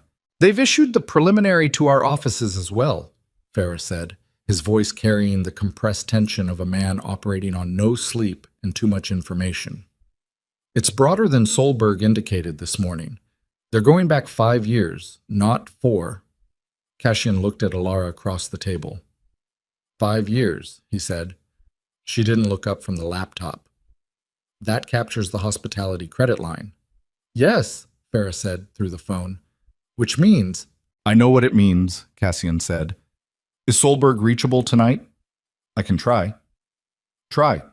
Tell her I want to call at 8. Tell her the full cooperation framework is moving, but I need to discuss scope before the formal disclosure is filed. She'll want something in exchange for the call. Tell her I have information about the sanctioned entity contacts that hasn't appeared in her records yet. He kept his eyes on Alara as he said it. Information that comes from inside the Ravenna architecture. Things my father's private investigator documented that haven't surfaced in the Commission's existing evidence. A pause from Farah. Is that true? Get me the call, Cassian said, and hung up. Alara had stopped typing. She was looking at him. Your father's investigator, she said. The one who found my investment transfers. He documented 4 years of internal surveillance on the organization's financial movements, Cassian said, including records of meetings between my father and the representatives of the sanctioned entities. Dates, locations, amounts discussed. Things that weren't in the official Ravenna records because my father kept them separately, because he didn't trust the structure he'd built. He looked at her steadily. Dario has the investigator's archive. All of it. If you give that to the Commission, my father faces everything, Cassian said. Yes. The word landed between them and stayed. She held his gaze for a long moment. You came here to warn me, she said. But you also came here because you'd already decided. I decided at 3 this morning, he said, in the study, alone. He looked at her. The warning was real. It's not the only reason I came, but it's real. She looked at him with an expression he didn't have full access to. Layers behind it that she wasn't making available, And that was her right, and he understood that and accepted it the way you accepted the weather in a country that wasn't yours. The foundation will be fine, she said finally, not to comfort him, just as a statement of operational fact. My lawyers can build the separation case. The commission will see it. I know, he said. And the Varelli Group? He exhaled slowly. The legitimate operations survive if I cooperate completely and move fast. Farah thinks so. Solberg implied it. He pressed his hands flat on the table. There's going to be a period that's going to be difficult, publicly difficult.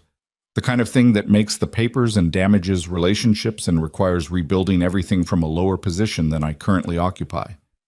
Yes, she said, simply, without false reassurance. I can manage that, he said. I know you can, she said.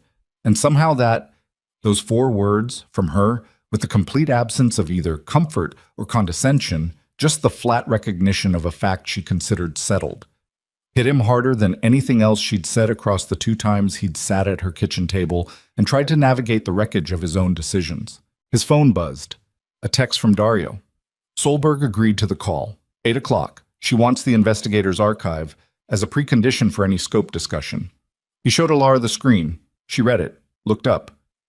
She's good, she said. She said the same thing about you, he said.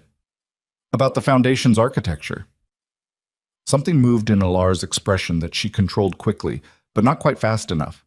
Send the archive, she said. If I send it tonight, there's no walking it back, he said. Once Solberg has it, my father, Cassian. Her voice was quiet but completely firm. Send the archive. He looked at her for one more moment, then he picked up his phone and dialed Dario. Send Solberg everything from the investigator's files, he said. All 4 years, tonight, before 8. He could hear Dario processing this. A pause of maybe 3 seconds, long for Dario, who processed quickly. Understood, Dario said. He hung up. The flat was quiet. The Edinburgh night had fully arrived outside the windows, pressing dark and cold against the glass. The planning board on the wall threw its colored map lines across the room in the overhead light. Alara's laptop was still open, the separation architecture she'd been building for the Foundation's legal team filling the screen. She looked at him across the table. You should probably go, she said, not unkindly. You have a call at 8 and you need to be somewhere private for it. Yes, he said. He stood. He picked up his jacket from the back of the chair. He looked around the flat one more time. The books, the planning board, the maps of the places her foundation was building, something real and lasting and completely her own. He looked at the coat by the door. Is he good to you? He said. He hadn't planned to say it. A long pause. Yes, she said. He nodded. He put his jacket on. He walked to the door. He had his hand on the handle when she spoke behind him. Cassian. He turned. She was standing at the kitchen table, one hand resting on the open laptop, in the flat she'd made into a home, in the life she'd built without him. And she was looking at him with the full weight of everything she knew about him. The complete picture, his best and his worst, and his most inexcusable. And her expression was not soft, and was not hard, and was not forgiving, and was not refusing to forgive. It was something else. Something that only existed between people who had been genuinely known by each other and had survived the loss of it. The man who sent that archive tonight, she said, that's the one I believed in. He stood in the doorway and let that land. Then he turned and walked down the stairs and out into the Edinburgh night, which was cold and wet and indifferent and exactly right. And he stood on the stone pavement for a moment with the wind moving through him and his phone already in his hand, and the 8 o'clock call with Irene Solberg 20 minutes away. And everything. The empire, the investigation, the reckoning with his father, the long and grinding process of becoming the thing he should have been years earlier, waiting on the other side of it. He walked toward the car. Behind him, in the lit window of the flat 3 floors up, a shadow moved. Alara crossing to the window or crossing away from it, he couldn't tell, and he didn't let himself stop to look. The phone rang in his hand. Bera. Solberg confirmed the call. She received the first batch of files from Dario. She says, a pause. She says it changes the scope of what she can offer. Good, Cassian said. Cassian, this is going to be a very hard next 6 months. I know, he said. Your father is going to— I know what my father is going to do, he said. He got into the car. The door closed behind him, shutting out the Edinburgh cold. I know exactly what he's going to do, and I know exactly what I'm going to do. And those two things are going to be in direct opposition to each other for the first time in my life. And I need you to make sure that when they collide, the organization is protected. He paused. The legitimate one. The part that was actually built to do something real.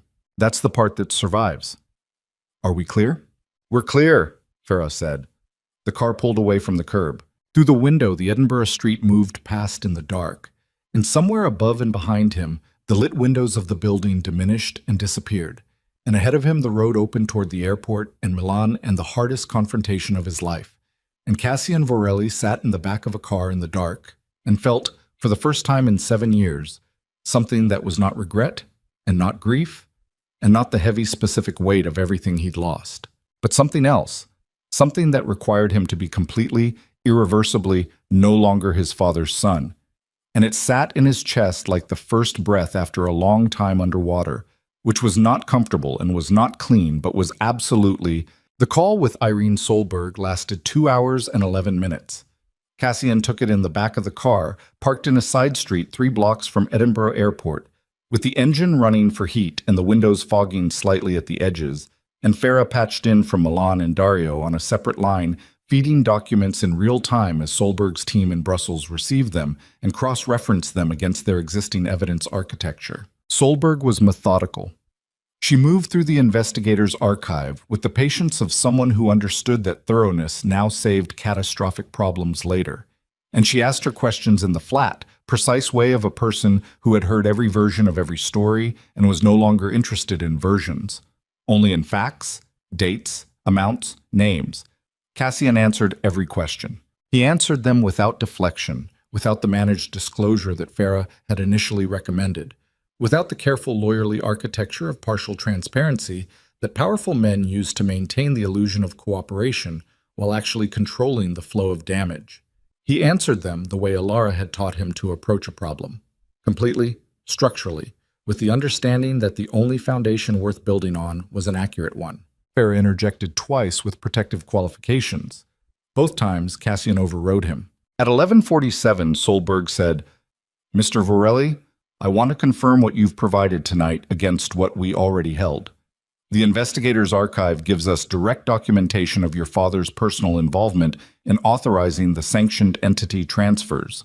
It gives us meeting records, communication logs, and financial instructions that have his authorization on them explicitly."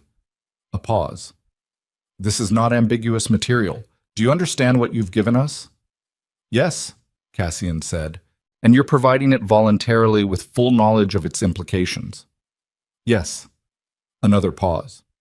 When she spoke again, her voice had shifted almost imperceptibly, so not warmer, but carrying the particular quality of a professional who had just recalibrated her assessment of the person she was talking to.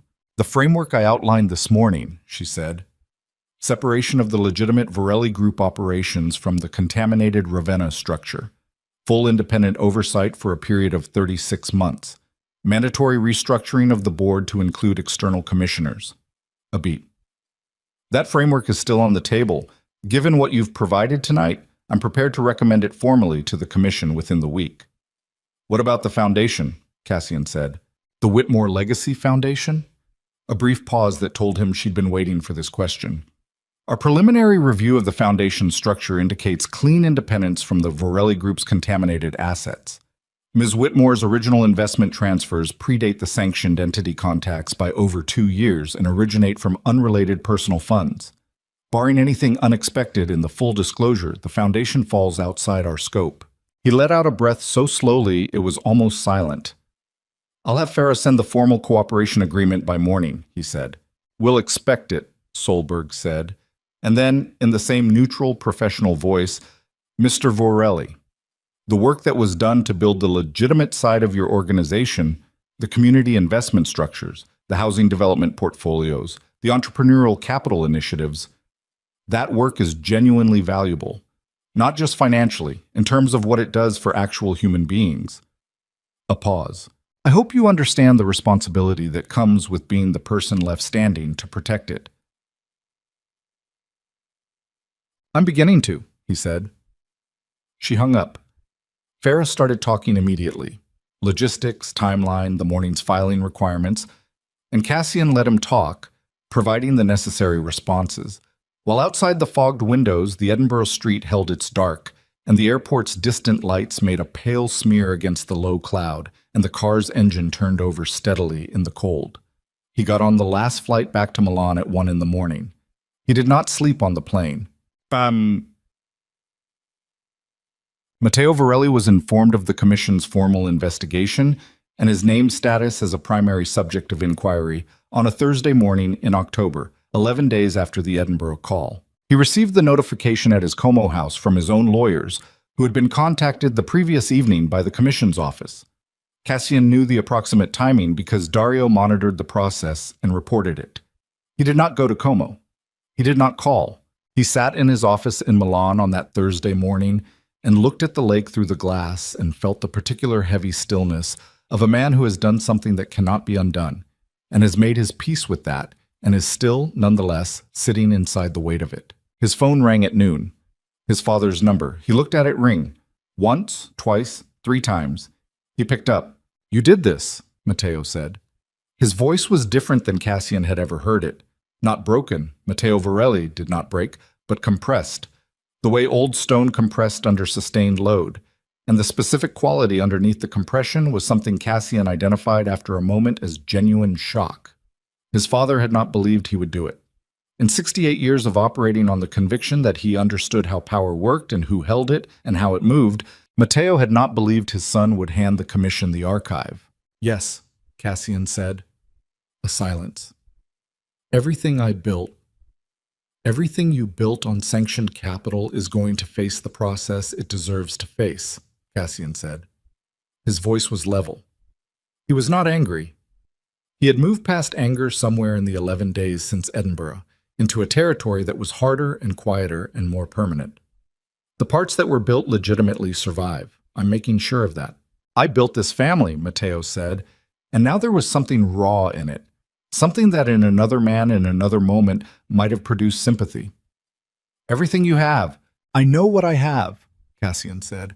"I also know what it cost." He paused. "I know about Alar's investments, Papa. I know you knew about them for 3 years before the gala. I know you used that knowledge as the justification for what you did." He waited a moment. "You removed the person who actually built the legitimate foundation of this organization because she had leverage you didn't control. And then you handed me an organization whose real foundation you just destroyed and expected me not to notice." Matteo said nothing. "Get a good lawyer," Cassian said. "Better than the ones you have now. You're going to need it." He hung up. He set the phone face down on the desk. He sat in the office for a long time after that, in the particular silence of a man who has just permanently altered the landscape of his family, and he let himself feel the full weight of it without trying to process it into something more manageable, because it wasn't manageable, and he was done pretending that the things that mattered were. The following 6 months were exactly as hard as Farah had promised. The Commission investigation produced 3 separate news cycles. The first when the formal inquiry was announced. The second when Matteo Varelli was named as primary subject. The third, the most damaging, the one that required Cassian to sit with his communications team for 2 solid days managing the fallout, when a financial journalist connected the dots between the Ravenna structure and the Varelli Group's legitimate operations and published a piece that was accurate in its facts and devastating in its framing. Partners pulled back. 2 significant investors suspended their commitments pending the investigation's outcome. The hospitality portfolio took a valuation hit that required immediate restructuring. 3 board members resigned, which was anticipated, and in 2 of those cases was actually a clarifying development, removing people whose loyalty had always been to the version of the organization that Matteo had built, rather than the version Cassian was trying to salvage. He worked 18-hour days for most of those 6 months, not the performing power kind of long days that powerful men used to signal commitment, but the actual grinding, functional work of someone rebuilding structural integrity from the inside. Document reviews, legal strategy sessions, regulatory meetings, the patient and unglamorous process of demonstrating to the Commission's oversight team, through action and record and consistent transparency, that the Varelli Group's legitimate operations were genuinely what they claimed to be. Dario stayed. That mattered more than Cassian said out loud. Farah stayed, which was less surprising. Lawyers stayed when the billing did. But he worked with a focused competence that went beyond the transactional, and Cassian recognized this and noted it, and did not sentimentalize it but understood it as one of the things that made the difference between surviving and not. Elara's name appeared in the commission documents, as anticipated. Her lawyers, a firm in Edinburgh that moved with impressive efficiency, produced the independence documentation within 48 hours of the formal request, and Solberg's team reviewed it and confirmed the foundation's separation within the week. Cassian received a brief message from Priya, not from Elara, from Priya, that said simply, "Foundation cleared. Thank you for the warning." He read it twice and put his phone away and went back to the document review in front of him. He did not contact Elara directly. She was building her life. She had told him she was finished, and she had meant it with the complete precision that she brought to everything she meant. And the most honest thing he could do with that, the thing that was actually different from the man he'd been, was to respect it without making his respect into another form of pressure. He sent one message, 3 months into the investigation, through Dario to Priya, to her legal team. A notification that 2 of the Foundation's operational grant structures had been referenced in the Commission's separation documentation as examples of independent legitimate capital deployment, which could be used by the Foundation's legal team as positive Commission recognition if they needed it for any future regulatory or funding applications. He signed it with his initials. He did not wait for a response. The Commission issued its formal separation finding 14 months after the Edinburgh call. The Varelli Group's legitimate operations were confirmed as independent of the sanctioned capital flows and cleared for continued operation under 36 months of external oversight. The contaminated Ravenna structure was formally dissolved. Its assets were seized and redirected through a commission-administered process. Matteo Varelli accepted a negotiated settlement, reduced charges in exchange for full cooperation with the broader sanctioned entity's investigation, which had expanded well beyond the Varelli case into a larger commission inquiry that would occupy investigators for years. He was required to divest his remaining organizational holdings, pay a substantial financial penalty, and submit to ongoing monitoring. He was 69 years old. He would likely not face criminal prosecution if he maintained the terms of the settlement. His lawyers had done their jobs. Cassian read the settlement terms in Farah's office on a gray February morning, 14 months almost to the day after he'd sat in an Edinburgh car with fogging windows and answered every question Irene Solberg asked him. He read the document completely. He signed the accompanying Varelli Group compliance confirmation. He handed it back to Farah. "It's over," Farah said. "This part?" Cassian said. He drove back to the Milan house. He went up to the study. He sat at the desk. He opened the bottom drawer. The box with the 2 rings was there, where he'd moved it from the nightstand 6 months earlier because he'd needed the nightstand clear and because putting the box in the drawer felt like a decision rather than an avoidance. He took it out. He opened it. The rings were exactly as they'd been. 2 small objects with no power of their own, holding only the weight that memory and loss and the long, complicated process of becoming someone worth being lent them. He closed the box. He did not put it back in the drawer. He set it on the desk and looked at it for a while, and then he got up and went to the window and looked at the Milan street below, which was going about its Thursday afternoon business with the complete indifference he had once found alienating and now found almost comforting. The world's insistence on continuing regardless, its refusal to calibrate itself to any individual's internal weather.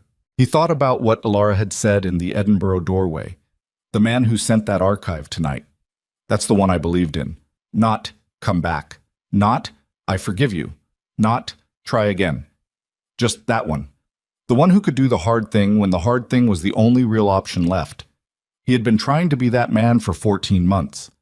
He was not finished trying. He suspected he would not be finished for a long time. That was acceptable. He saw her again 8 months after the commission finding, at the Vienna summit. He had known she would be there.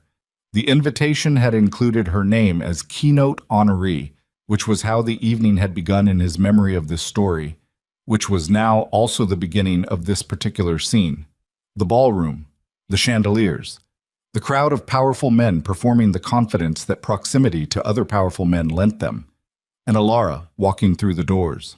He had known it was coming, and he was still not prepared. She was different in ways that were not entirely visible, but were entirely present.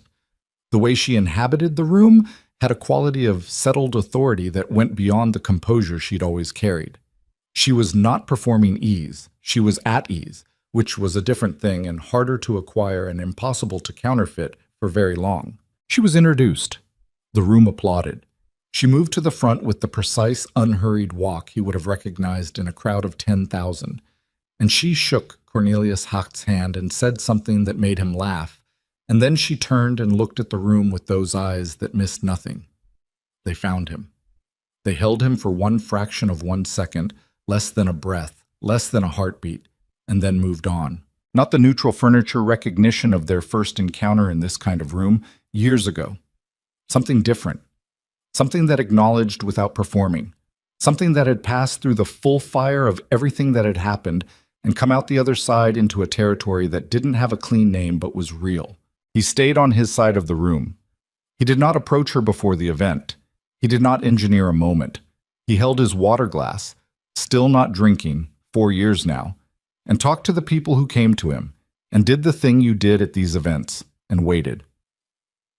After the formal portion ended and the room softened into the social configuration of people who had made their deals and were now performing the enjoyment of each other's company, she came to him. She moved through the room to where he was standing near the eastern wall, and she did it without announcement, without the look that people gave when they were approaching someone they were anxious about, just directly, the way she did everything.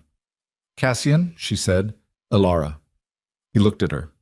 Let himself look without the guarded management he'd spent years deploying. "You were remarkable up there." "You've gotten better at compliments," she said. "I've had time to work on things." A small pause. Not uncomfortable. Just the natural pause of two people who had a great deal of history and were choosing carefully what to bring into the present moment of it. "The Varelli Group," she said. "I've been following the restructuring. The Oversight Board presents their first annual report in March," he said. "Solberg's team lead the review. I expect they'll find it satisfactory." "I expect they will too," she said. And then, with the particular directness that was irreducibly hers, "You did what needed doing, with your father, with the commission, all of it." She looked at him steadily. "I know what that cost." "You always knew what things cost," he said, "even when I didn't." She looked at him for a moment. Around them, the ballroom continued its operations. Glass sounds, conversation, the distant movement of servers, the accumulated noise of powerful people in an expensive room. None of it touched the small perimeter of quiet that existed in that corner. "The foundation is expanding," she said. "Eastern Europe, 3 new country programs. We're opening an innovation center in Warsaw in the spring." "I saw the announcement," he said. "The photographs from the groundbreaking." He paused. "You looked—" He stopped himself because the word that had arrived was happy, and it was true, and he had the right to observe it, but was not sure he had the right to say it. She looked at him with the slight tilt of her head that meant she'd heard the word he hadn't said. "I am," she said simply. He nodded. He reached into the inner pocket of his jacket. He had put the box there this morning, before leaving Milan, without being entirely certain he would use it.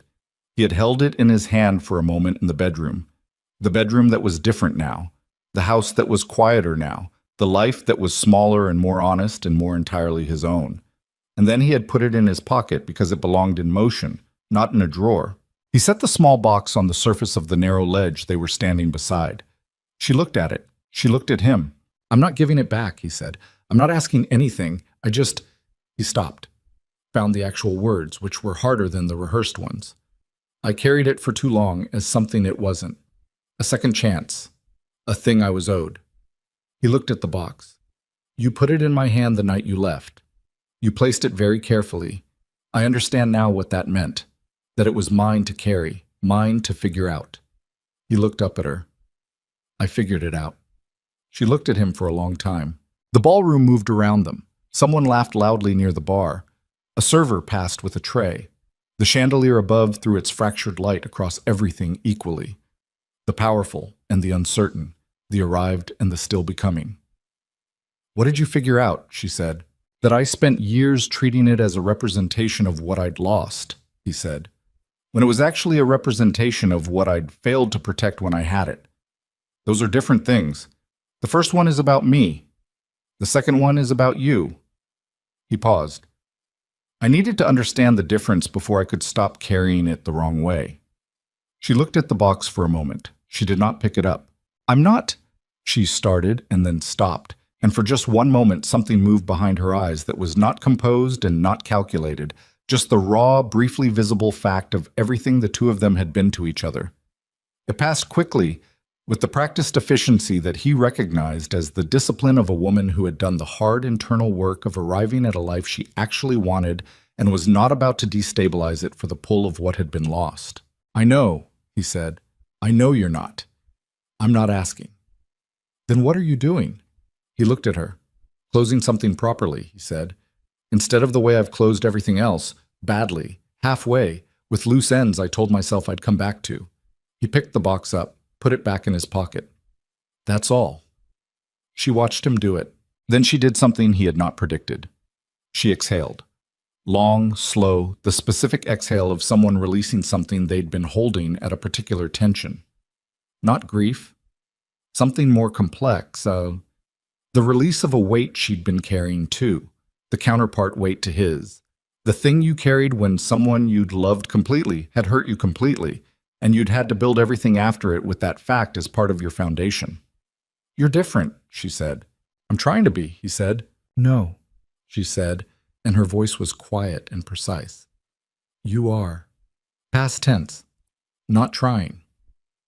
She looked at him with the full, clear attention that had always been one of the things about her that was hardest to be on the receiving end of, because it saw everything and softened nothing. The man you were at the gala would never have done what you did with the commission, would never have walked into his father's house and said what you said, would never have stood here and said what you just said without some angle in it, some play for what came next. She paused. There's no angle in this, I can see that. No, he said. There isn't. She looked at him for one more moment. Then she did something small. She reached out and briefly, with the tips of 3 fingers, touched the outside of his jacket pocket where the box was. Not a gesture of longing, not an invitation. Something else. An acknowledgement, precise and brief, of the full weight of what that box contained and what it had taken for him to carry it differently. Then she withdrew her hand. The Warsaw opening is in April, she said, her voice returning to its normal register. There's a summit attached. The commission will be represented. Solberg's team. I heard, he said. The Varelli Group's community investment portfolio would be eligible for partnership recognition, she said. Formally. Through the Foundation's standard vetting process. She met his eyes. If you submitted an application. He looked at her. That's the process, she said. Standard vetting, independent review, no special consideration. A pause so slight it was almost not a pause. But it would be considered. He understood what she was offering. Not reconciliation, not the past reclaimed, something actual and forward-facing. The possibility of 2 separate, legitimate, genuinely built things existing in the same space and doing something useful together, with full transparency and no hidden architecture and nothing owed to anyone. I'll have the application submitted through the standard portal, he said. Good, she said. She looked at him one last time, with the full weight of what she knew and the full freedom of someone who had decided, through her own process and on her own terms, what the future held. Take care of yourself, Cassian, she said. You too, he said. She walked away from him into the room, back into the crowd that parted slightly for her, the way crowds parted for people who carried genuine authority. And he watched her go. And then he looked away. Because watching too long was its own form of indulgence he was trying to spend less time in. He looked at the room instead. The chandelier light, the old marble. The crowd of men who controlled things, and the few women who controlled more. And the particular atmosphere of an evening where power was being negotiated under the form of celebration. He was still the most feared man in the room. He was also, for the first time, not entirely sure that was the most interesting thing about him. Bam! He flew back to Milan the next morning. He drove from the airport to the house, and let himself in and stood in the entry hall in the quiet that was his own now. Not Valentina's absence, not Alara's absence, not the hollow echo of a life shaped by someone else's blueprint, but his own quiet, earned, inhabited. He went to the study. He sat at the desk. He took the box from his pocket and opened it one final time and looked at the 2 rings in the morning light that came through the east-facing window and fell across the desk in the particular way it had always fallen, consistent and indifferent and sufficient. He thought about what they were, not a second chance.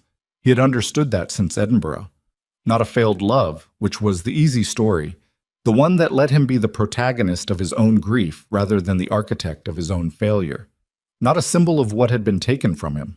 Evidence, he thought. That's what they were.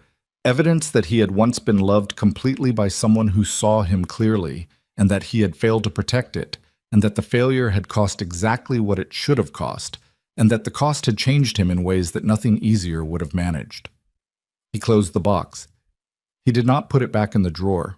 He set it on the corner of the desk, where he would see it, not as a wound, not as a monument, as what it was, a fact about who he had been and what it had taken to become someone else. He opened his laptop. He pulled up the Whitmore Legacy Foundation's partnership application portal.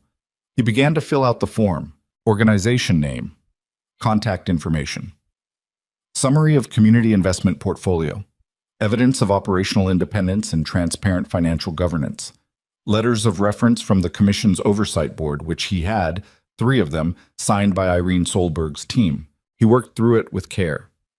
No shortcuts, no leveraged relationships, no back channel to expedite the review. The standard process, submitted through the standard portal, to be assessed on its actual merits by people who owed him nothing and would give him nothing he hadn't earned. He reached the final section. Please describe, in your own words, the core mission of your organization and what you hope to contribute through this partnership. He sat with the cursor in the empty field for a moment. Then he began to type. He wrote about the housing development portfolios and the community capital initiatives and the entrepreneurial investment structures, the legitimate architecture, the part that had been built to actually do something, the part that Alara had first seen clearly and helped him build when he hadn't yet understood what he was building. He wrote about where it was going, the expansion plans, the new country programs, the 36 months of oversight that had, instead of constraining the organization, clarified it, burned away everything that had been attached for the wrong reasons and left what was genuinely structural. He wrote, "This organization exists to do what money can actually do when it's pointed correctly. We are still learning what that means. We expect to continue learning for a long time." He read it back. He submitted the application. He closed the laptop. Outside the study window, the Milan morning was assembling itself.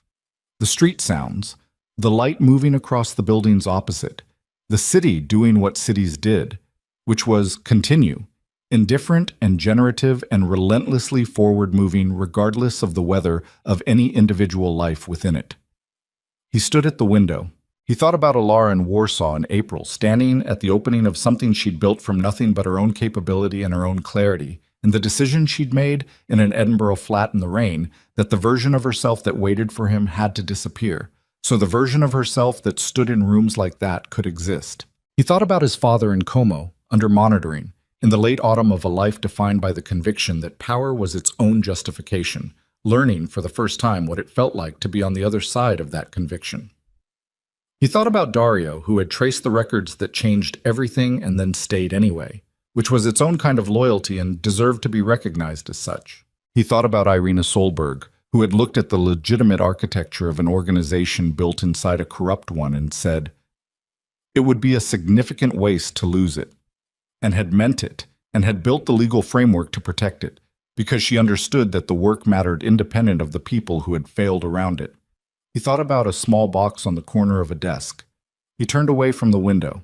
He sat back down at the desk and pulled toward him the stack of board documents that needed review before the monthly meeting, and he began to read them, carefully, line by line, with the full attention of a man who had learned, at significant cost, that the details were where everything actually happened, not in the grand gestures, not in the public confrontations, not in the dramatic moments that assembled themselves into the shape of a story from the outside.